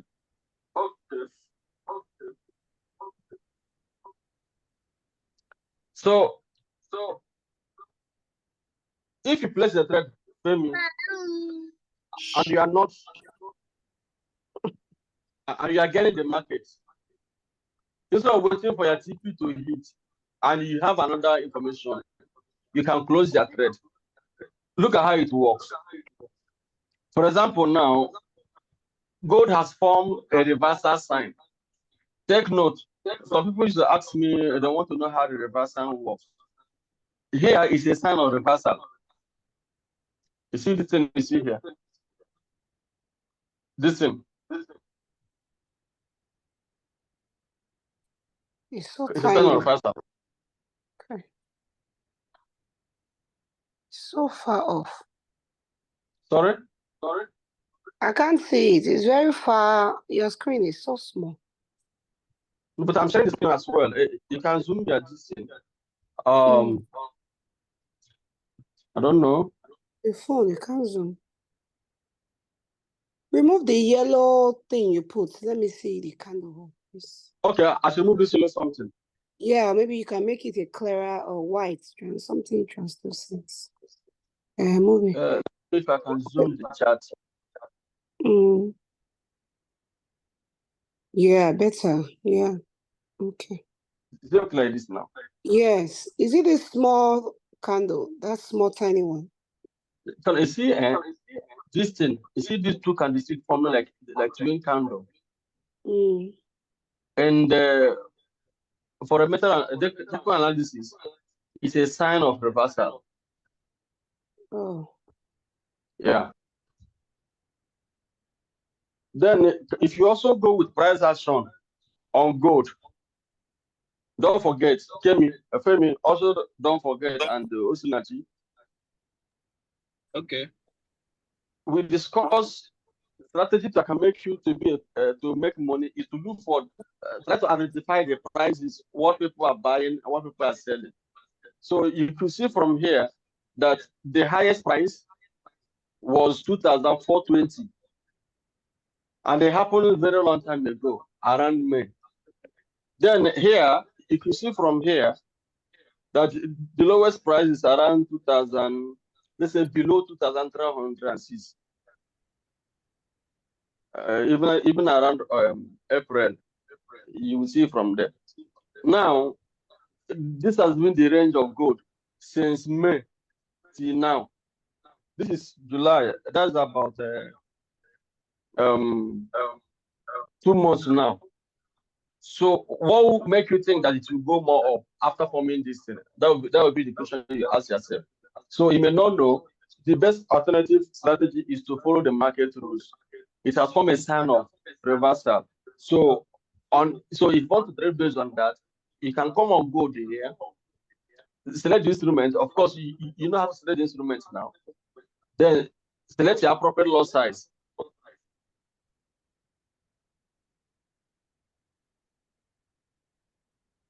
Let's say one. Then you click sell.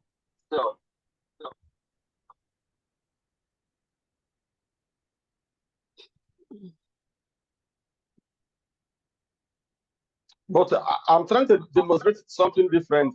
It's like I'm using the two at the same time. I'm showing you now why we should sell gold.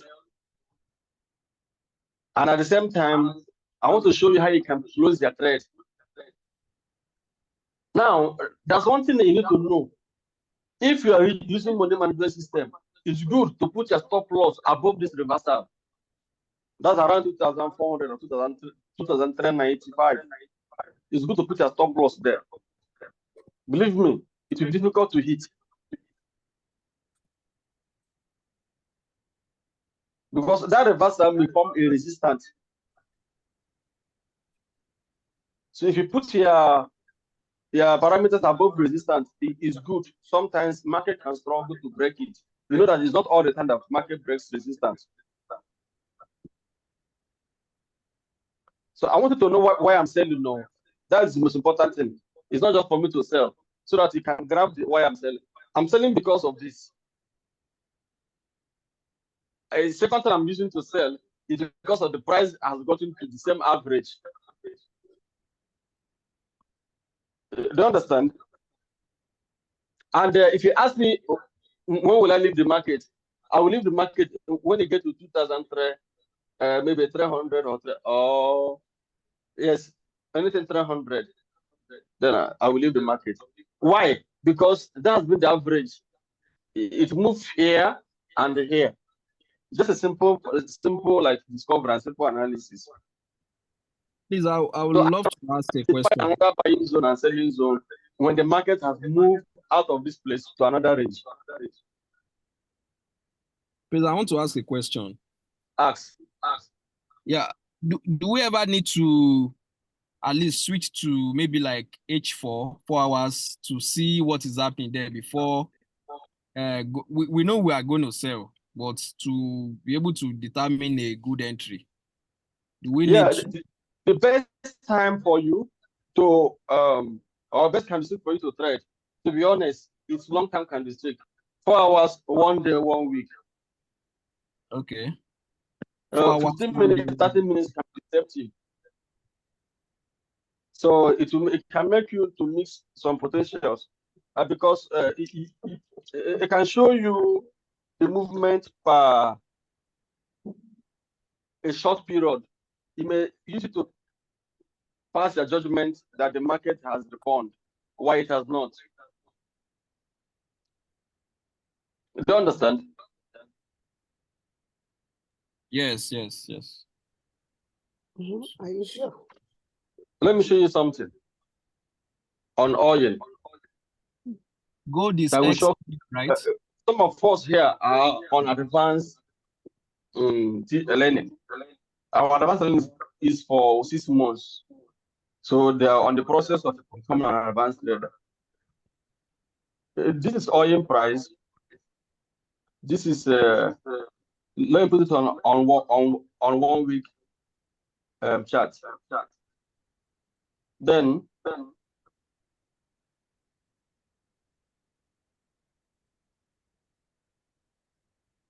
let me also put an indicator. Let me use the Bollinger Band.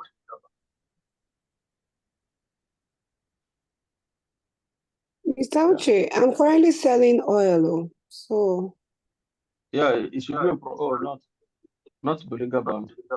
Let me put another indicator.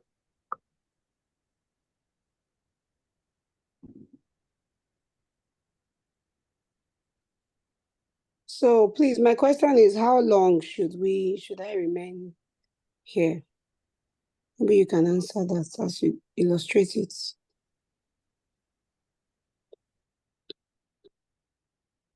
It's not a necessary issue of how long, It is when you have made your profits. But the market has not reversed. Yeah. One, that's why if you want to be there, you can start adjusting your stop loss or trading stop. I just entered, so I'm not yet in profit. Yeah, give it some time. Okay. Yeah.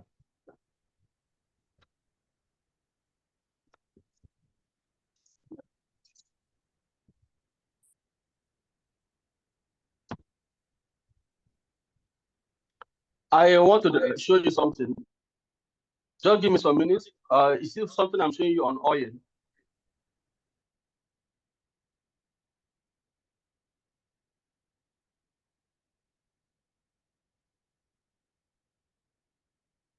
Please tell us the indicators you are using so we can know and use it.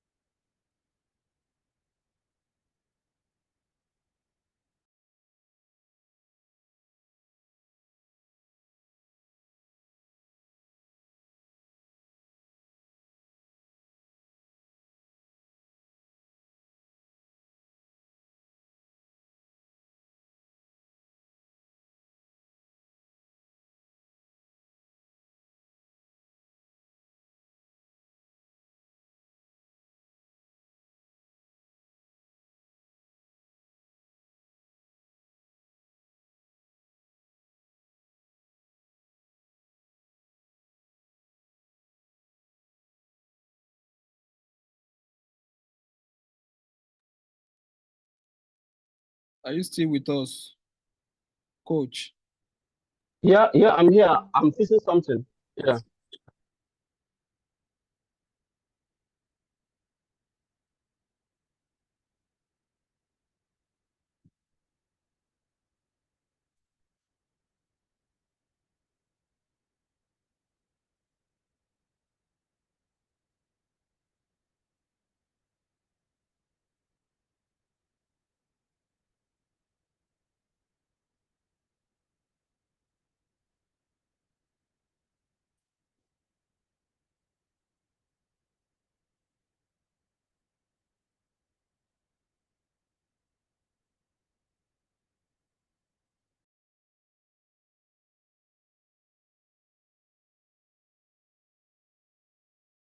So as I was saying, I'm showing something on gold.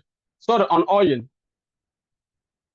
I don't know whether it's so good with me. It can still good because of I'm getting $1,140. But it's not the profit that's my problem. My problem for you to know why I'm selling it. So that you won't think that it's like we're trying to struggle to gain. You know what I mean?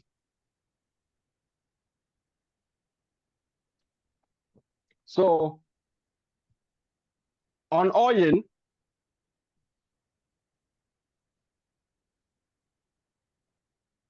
let me know if you can see me. Let me show it on my big TV because I got a new big TV. When you check here, using this indicator, you see that it's above 80.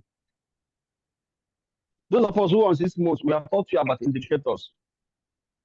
You see that it's above 80. And we are not seeing your big screen. You're not seeing my screen? No, we are seeing your You trading. are still showing us the X station. Maybe you should just Yes. It's the same thing I'm showing you too. okay. Yeah.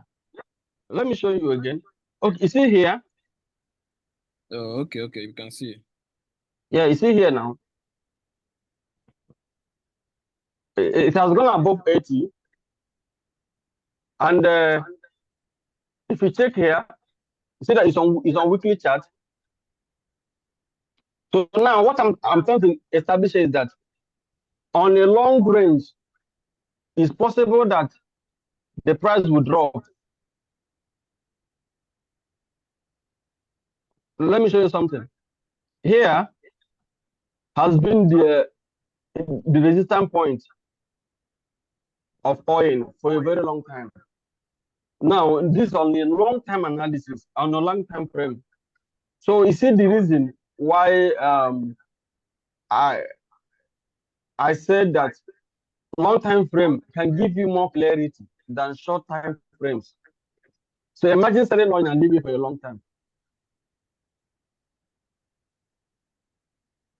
Is there anyone that's placed the gold I placed at the same time?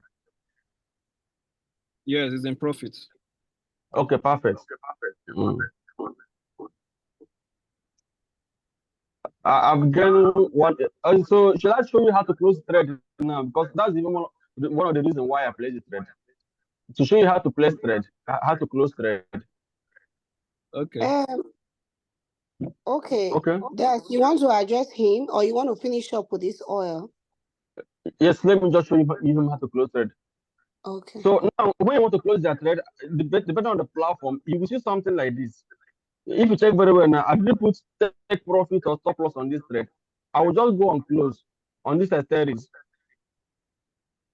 and hit close button.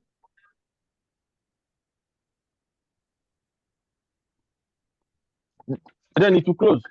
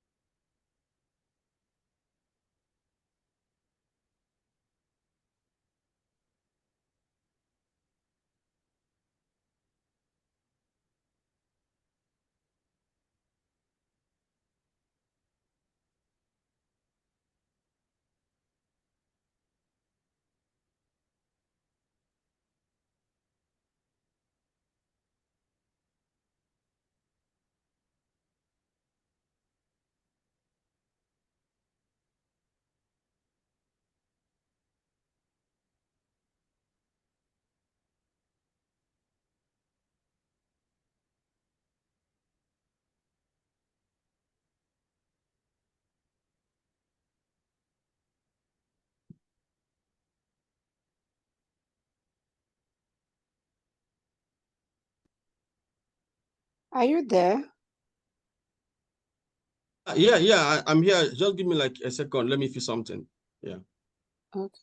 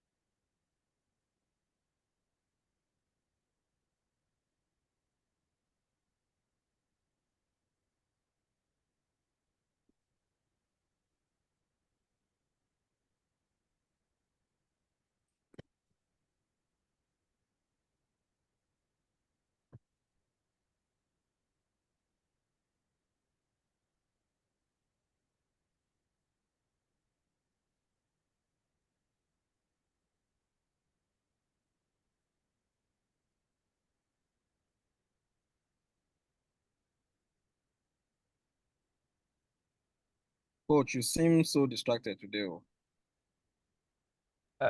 No, I'm trying to fix something. Just give me a minute. Yeah. Okay.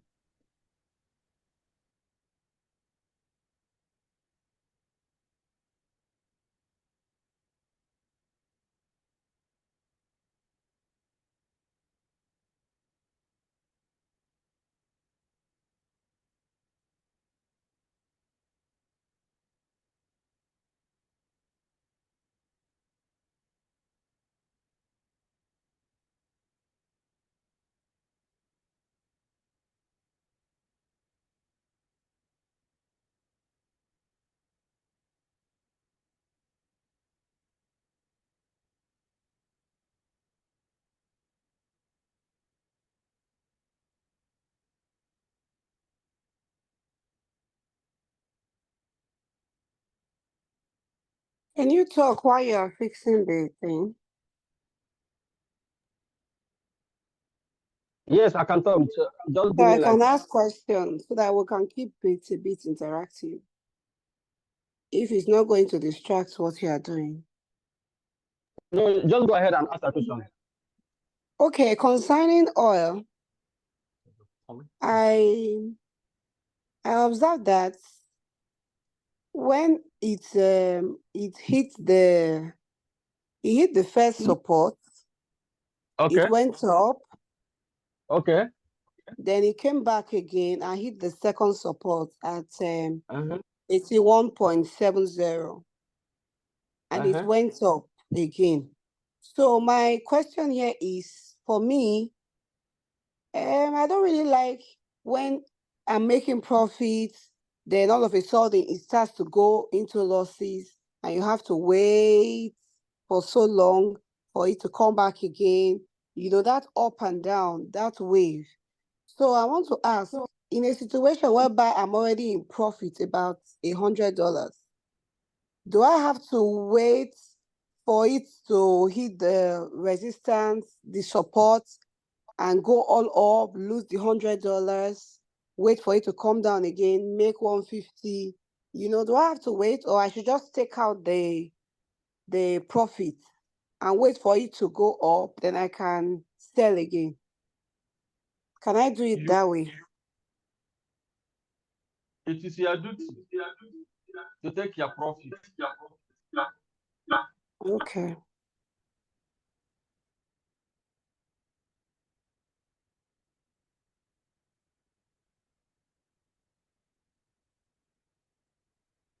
So after taking the profit, I can re-enter them. I can re-enter, take another sell position.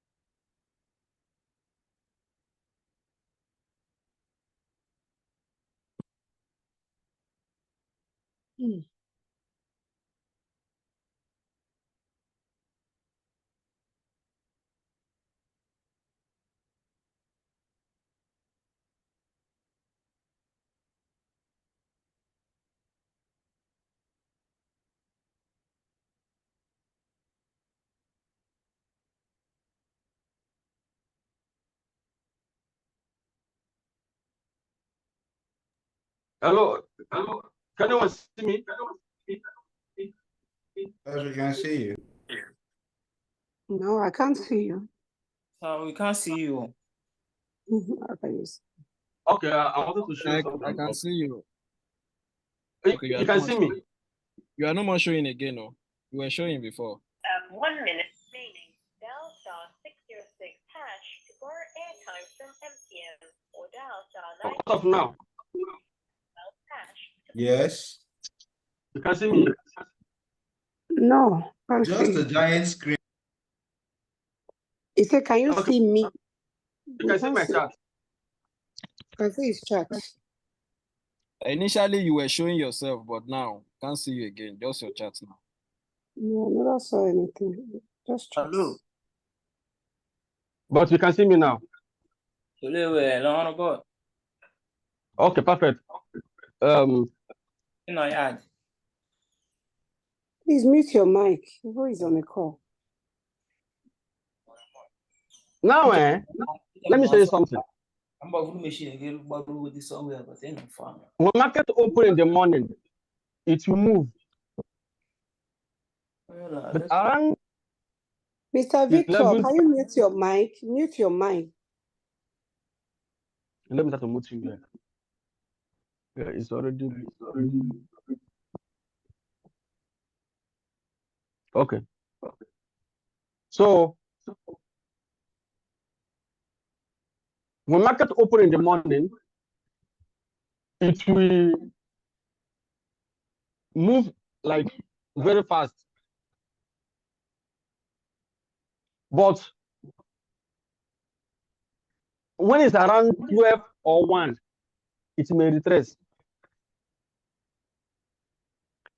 Then, because of it is going into another section, which is the New York session, around 3, 4, it will move more. The same direction. All this is called market wave. That one does not mean that the position is not going the same way maybe you have analyzed. And that's one of the challenges many traders are facing, not able to overlook wave, market wave. So you see that market always waves. So when you place a trade and have their plan, probably you have gained that first movement and you want to close it, you're allowed to close it. But that one does not mean that you should enter again. Maybe when you retrace back, you can enter another one. If you check some people that give you quick analysis on let's say on the internet, there are people that do aggressive trading. You see that they may have multiple buy, like multiple buy at the same time. If it's analysis where they're selling, you also see that they have multiple sell. They can have about 10 sell at the same time, but not at the same price. Why are they doing that? Because they have seen opportunity. As the market wave, they enter. As market wave, they enter. As market wave, they enter. Like if you take on a short-term trade, let's say 30 minutes. Now, this 30 minutes in the same oil, you see that about almost like 3 hours, it went up. Yes. Now, what happened again? Then it has dropped. Yes. Here too, it went up. Then it has also dropped. This is what we call wave. The market will be waving at the same time. It will be waving to one direction. So what's important to you is to maintain your position, not just to be following the wave. It is that wave that causes people to panic. They make them make a lot of mistakes and stuff like that. Just be mindful of market wave. I made a video of that. Was it on Sunday? Maybe our media manager have not posted it. I just made a video and sent to them. Maybe they'll post it. So when it's going up at the same time too, when you're going up now, it will also be forming some cells. Those cells could be as a result of wave, because people will go in, people will go out. You know, it's like economic activity. People are buying, people are selling. It can't be going up straight. No, it will definitely wave, because different market session and different market floor trade on the same thing, and different investors come in and go out at any time. In the same way you're trading, you are adding to the volume of the market. When you place a trade, it will record somewhere. Believe me. Your trading activity is recorded somewhere and it's adding to trading volume of buyers, assuming you are buying. It's also adding to the trading volume of sellers, assuming you are selling on derivative level. That's the truth. The same thing is also done on exchange. So those things, when value go up, value come down, it causes market wave. And what causes it to go up or down is all these people closing trade, existing position, liquidating accounts and stuff like that. Don't allow you to like affect you. For example, now check 30 minutes chart. He's selling, right? Yes. So somebody may be tempted to buy. Here. Look at it. So he may say, okay, it's going up. Let me buy here. Him again, but that rise may not be strong. He may discover that it will like come back after 2 days, see that it has gone more down. And I'll show you something about this indicator. You see that indicator I'm showing you there? Yeah, that indicator. Yes. So you see that it has not hit oversold, even if you are working on a short-time market. Sometimes, or I recommend using those laws. You have to have something that guides you in the market. Let me just give you something. Why I said on a long time range that oil may sell. Look at it. It's some of indicators I've seen here. You know what I mean? Look at it. Yeah. This thing will definitely come down. That's something. It's there. It will definitely come down. It will definitely. The problem is that nobody knows when, because it's a long-term candlestick. You know what I mean? It's weekly chart. It may come back by August. See that it has come down half. Okay. Do you understand, Antonia? Yes. So don't allow the wave. Me now can give you analysis based on it. I can ask somebody to sell oil for a long time and leave it there. Because immediately this indicator drop, it means the market has started dropping further. And if you drop below 80 on weekly chart, believe me, it will be big profit.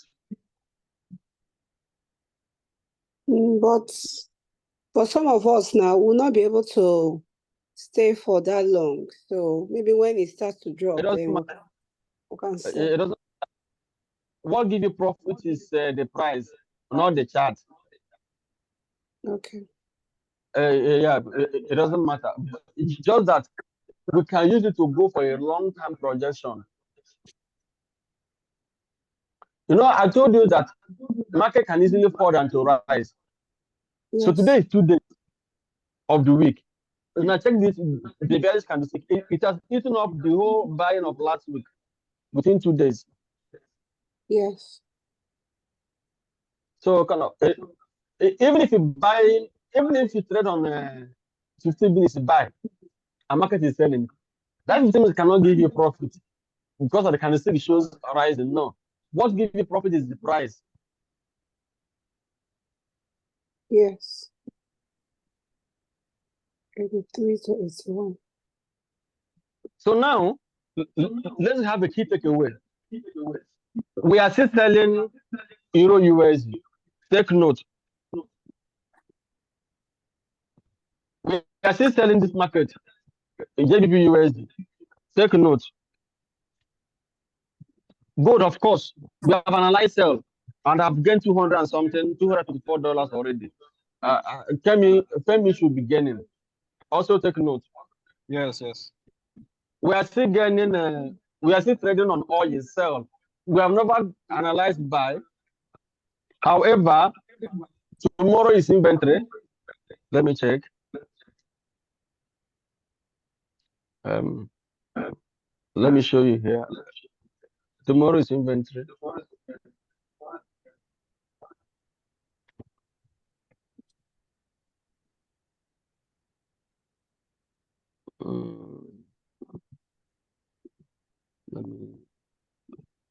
Okay, there are CPI tomorrow and also unemployment claim. Oh, that means US dollar may fall because some of these news may favor them. So it's good when fundamental and technical matches. Tomorrow is Wednesday, right? Yeah. Yes. There's oil inventory tomorrow too. So we may not know what may be the outcome, but let's just stick to what we are cashing out already on. Yeah, and tomorrow that's not tomorrow. That's on Thursday. Sorry, it's my mistake. Check it. It's on Thursday, 11th here. So there is core CPI, CPI, and the unemployment claim. Those people who are new, don't worry. It's part of the courses you will do this week. That's forest fundamentals. Do you understand? So don't bother much. We're gonna give you fresh from like A to Z forest fundamentals. So it is when we now have we also have core PPI on Friday. That's the dollar.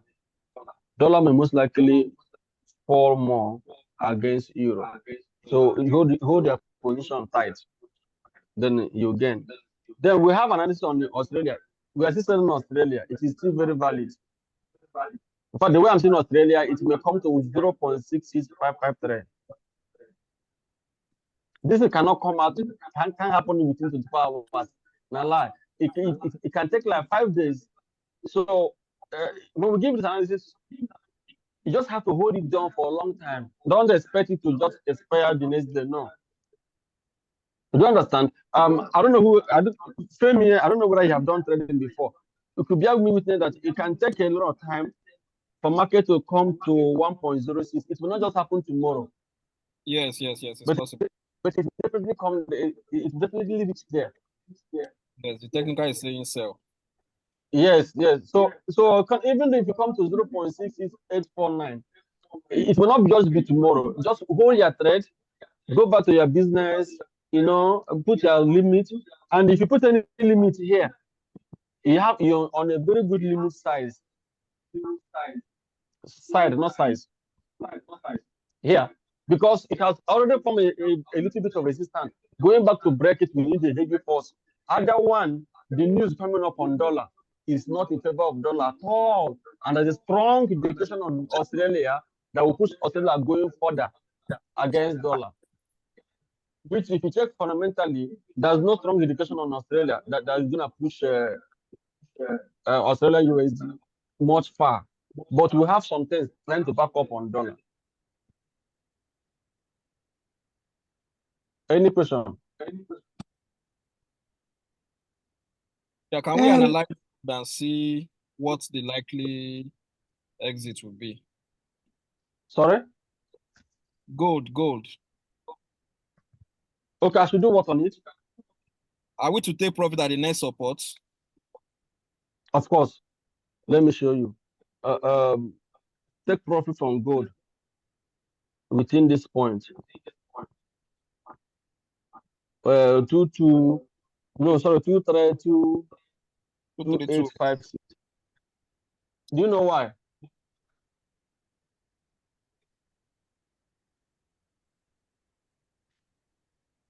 Do you know the reason?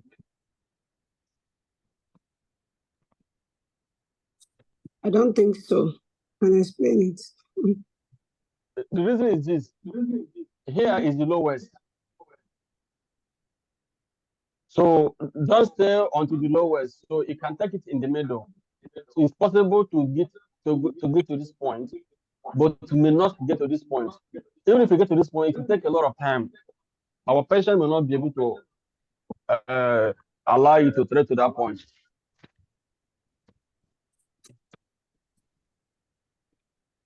Okay.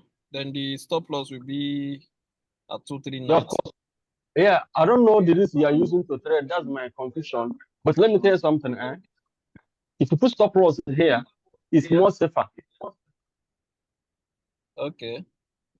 Do you know why? It has formed that resistance. It will take more time for gold to go up there. This thing can take like 2 weeks. 2 weeks, and it has not gotten to stop loss.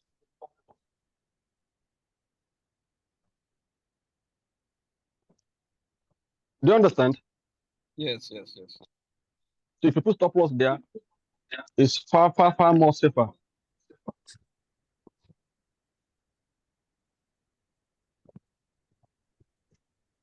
If you are done, please let's check GBP USD. You only talked about Euro USD. That is going to drop further. You mean GBP USD? Yeah, GBP USD. Are we going to experience small drop on it? Can we look at it? Let's go back to the chart again. And both the fundamentals of it.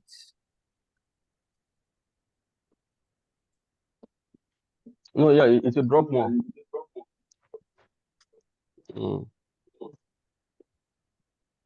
So when I want to look at it, I can go to the 1 week, like you just did. No, use daily. I use 1 week to give you like, how do I call it? Like giving you like advantage of long-term candlestick. Candlestick can give you a very long-term overview of what is happening than short time frame. Let me give you another example. Here now, if you put on 15 minutes, look at it. You see that it can say, hey, he's selling, he's selling. You know what I'm saying? From here, it just comes down to this point. So if you're not careful, you may place a buy only to see it to see the market coming more down. Yeah. Do you understand now? Yes. So that's why. But if you go back to daily, even if you go on 4 hours, you may see more potential opportunity. That 4 hours. Now look at it. Look at daily. You see that this is just a small cell. It's just beginning, and here has formed a resistance. Here has formed a resistance. So which is a very strong fundamental.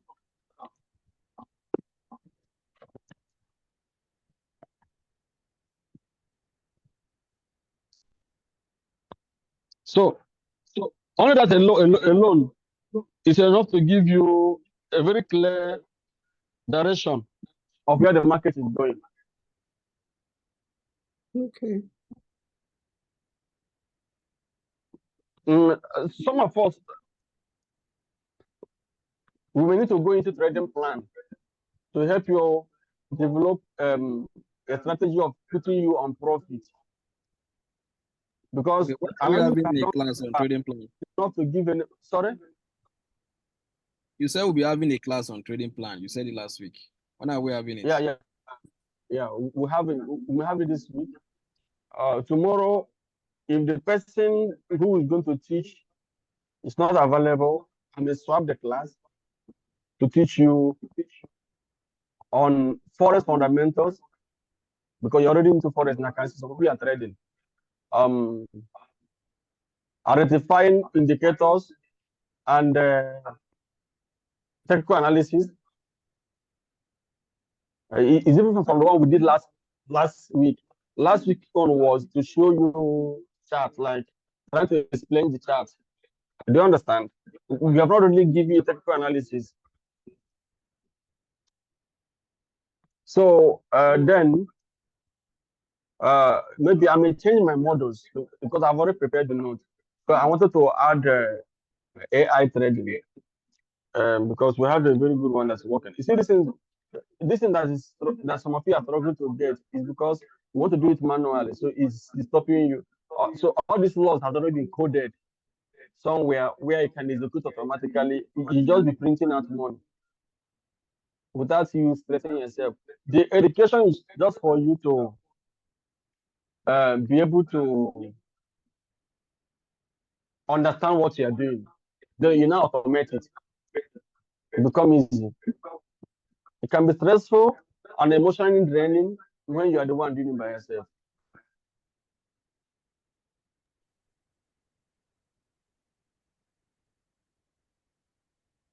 Any question? So, Mr. Uche, how do you manage it? So, how do you manage it such that it doesn't drain you emotionally? One, I set up my plan. For example, I sold Euro USD. We are getting it, but it's not on this chart I'm showing you. As we place the sell, before we place that sell, we already set up our risk. That portfolio is big. I think this year was 8%. 8 was like, if this price at 1.08448, as I seen it there, move more further, we put it around 1.08807 at a stop loss. Then we're targeting around 1.07 between this point. I can't get the price now because I'm not the one in charge of forex. But I know we play trade on forex. So we're targeting around 1.07564. Now, we already know that we are taking risk of 8%. Just 8. So it kind of, I don't care. It doesn't bring me Even if it's $1,000 account, 8% will be like maybe $80. And we're not just trading it because of we want it to hit. We also doing it on a setup area where it will be difficult to have a stop loss at that price. You know that last week there was non-farm payroll that was good. We supported sell. Some of us sold that time. Unfortunately, I think Femi said that his own cut at loss. I know why we put those losses at a very short range. It was because of Euro is stubborn and Euro is so strong. What if it keep going up? We have to put it there. But we could have also placed another one again. And that's the strategy because we have identified a selling spot. But I wouldn't want you guys to put a very wide stop loss. It doesn't make sense.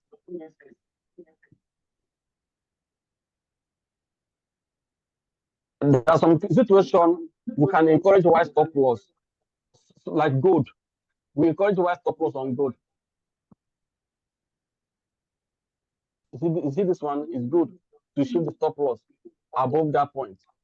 But where a market is going up, it has not formed any resistance point. It's going based on news. As it was going on Euro. Euro was just going on. It has not formed anything. So it was so careful for us to put a very close stop loss. That was something happened to you too. Osinachi. That day too, we were trading on the same thing. You place a sell on Australia. We put small stop loss. Then you trade another one and you gain that one. Because there was no stop, because of Australia broke the resistance and keep going, and it has not formed another resistance, except yesterday it formed this reversal point. Well, that's okay. It may drop to 0.6. That's 66 because yeah, 0.66. Do you understand now? Yeah.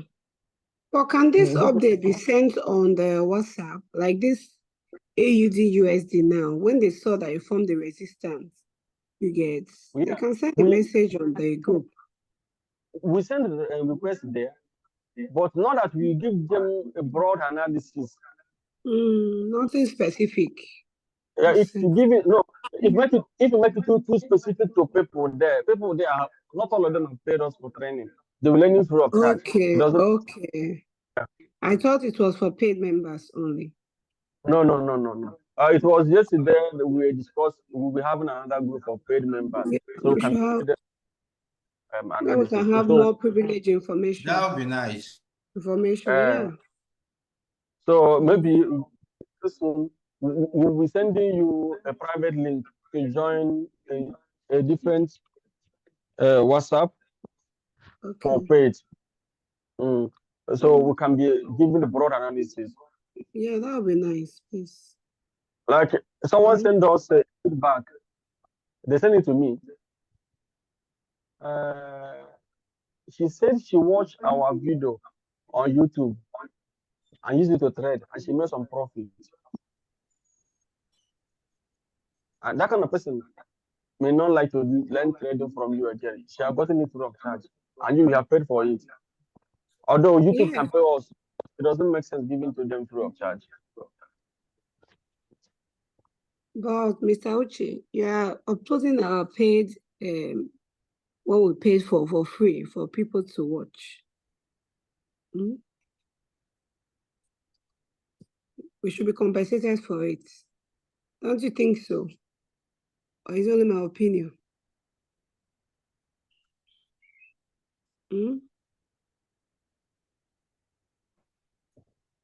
Uche, I can't hear you. I'm the one talking. I don't know if you heard what I said. Can you hear me? I can hear you. Okay. I don't know what happened to my mic. I don't know what happened. I said our YouTube channel is our educational channel for free content. Those things are archived. They are not even current. For example, now this analysis now, anybody that go and play on it after we have posted it, it may even have expired. Do you understand? Now, they don't have the advantage of having mentorship. Some of you know how to trade. You're only subscribing to mentorship. Anybody can learn trade on internet, but not everybody can be able to have a decent analysis or a system that works perfectly. So the advantage you're having with us is this advantage of giving you this attention. Because what you pay is for attention, which is the most important thing. They're not getting attention from us. That's also why we don't sometimes can delay like 2 days, 3 days before we upload our videos. And it's also why we don't like to do live streaming when we are teaching. I think we have covered enough, but I'm supposed to let you go by 2 o'clock. If you have any question, you can ask me. But I requested for training material for our courses. Check our channel. Which one did you request for? I will be nice if I get it. Is there any extra payment? No. It's free. It's free. So please take note of all these positions. Tomorrow we trade oil, and we also trade some other instruments. Okay, both PowerPoint. Okay, I'll see you. We also trade some other instruments. But all eyes now is on euro and dollar, JBP. Okay, we did US card. If you can remember, we said analysis on US card. We did a buy on US card. We analyzed it by.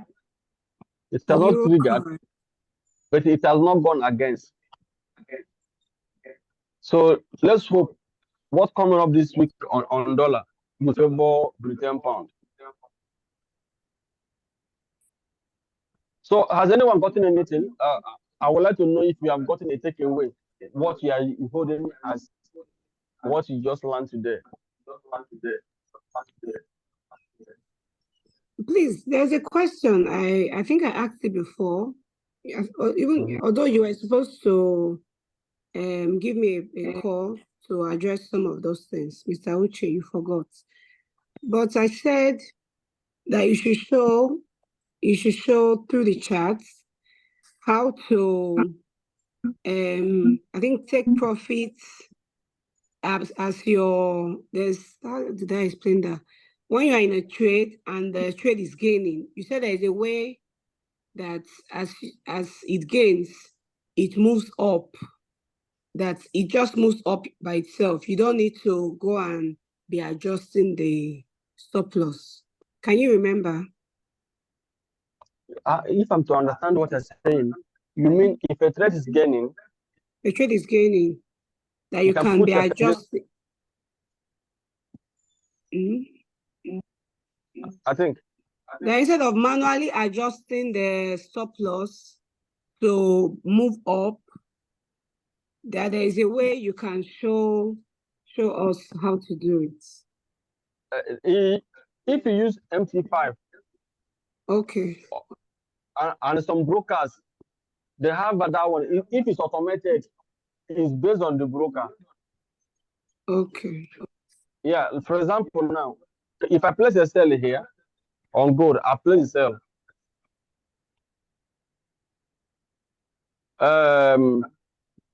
Let me check here. Okay, it's not there.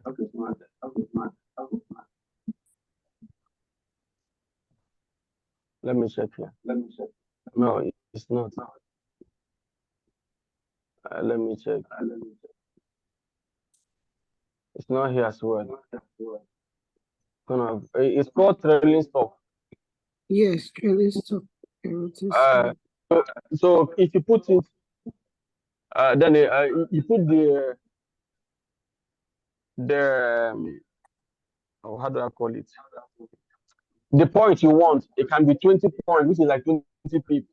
It can be 30 pips. So immediately you trade again 30 pips, the trading stop will trigger. So if the market goes more further, then it will adjust itself. If it goes more further, it will adjust itself. So not all the platform has it. So the only thing we can do in this regard is like this. When we place as I apply this cell now at 2363 no 2364. So if the market starts selling, I can manually adjust be adjusting it here. For example, I can come here. Let's say the market dropped to this point to like 2342. Then I can adjust my stop loss here to 2352, like above where I set on the first stop loss, and also above the market price, because I'm getting. So I'm hedging it manually. I tried doing it. I tried doing it. It didn't go. It didn't go through. No, on that kind of, if you want to do it, you share the screen immediately. That's what we have. It will definitely go. If you want to do it manually, it will go. It will go. But some automated one does not work all the time. I tried adjusting the stop loss on my oil yesterday. It didn't work. And probably either you didn't do it well, something happened. Because that's most what I'm brokers asking. most brokers are lying. Yeah. So this is where we end today. I'm also getting on this. Good. So please make sure you have a live account.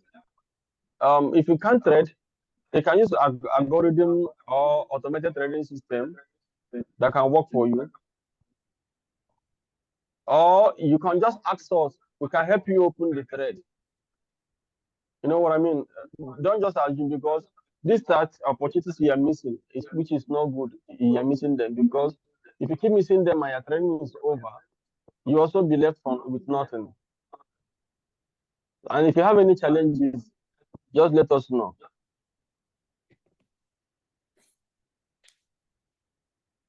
Okay, for example, now I'm getting this market now. Let me know whether I can put a stop. Yeah, let's use it for example. We place. Just watch now. Although it's too close. Yeah, it's 80 something now. Yeah. Look at the stop. Here is my SL. So I can put I place the sell 6205. Now the market is at 60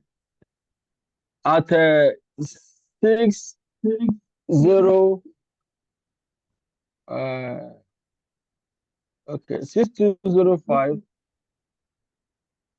Okay, I can put my stop loss at 60. Okay, 61. Yeah, I can put my stop loss at 61.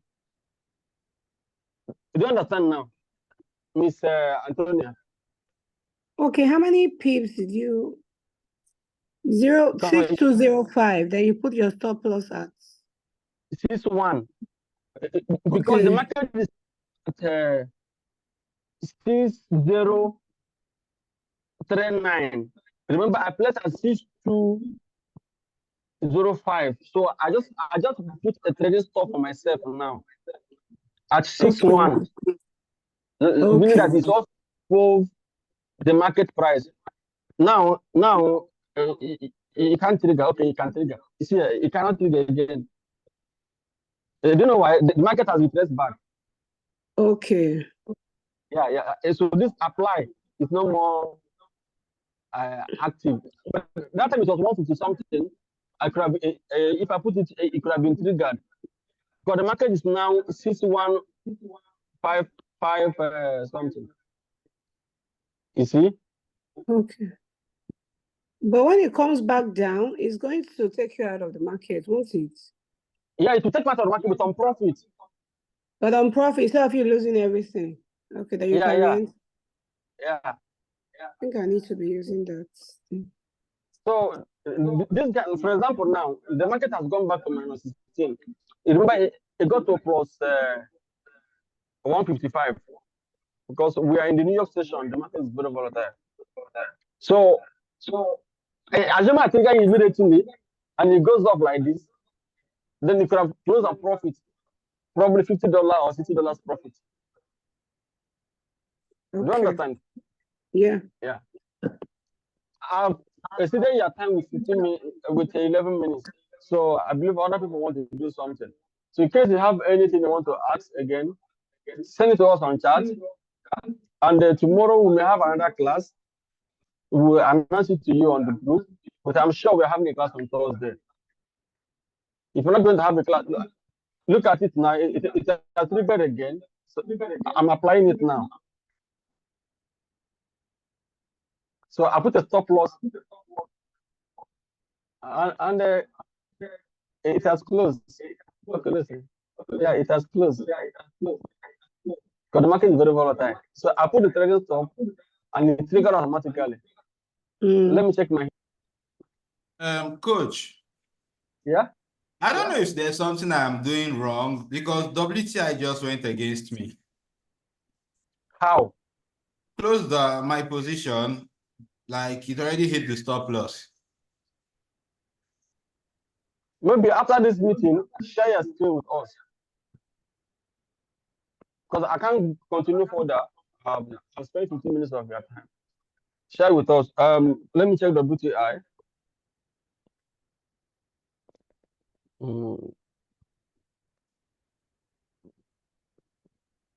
I don't know the risk. No. It has retraced. That's the problem. Your risk is too close. Are you on 50 pips loss?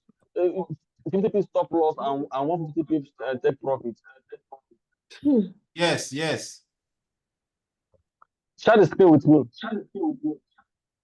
But not now because I'm closing. I've already exceeded my time. So share it with me on the WhatsApp. If you had told me earlier, you could have shared it here.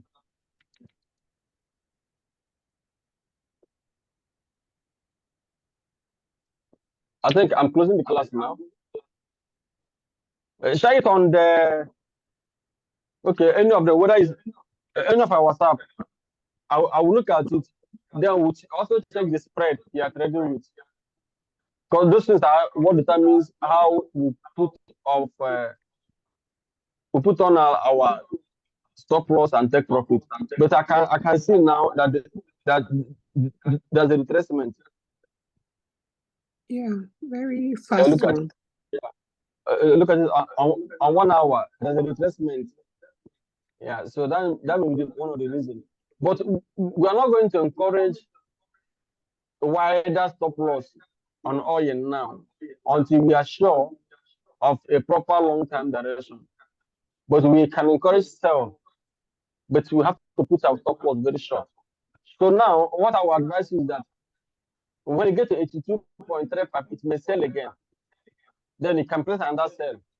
And you will recover both that one that caught now and the one that you just sold.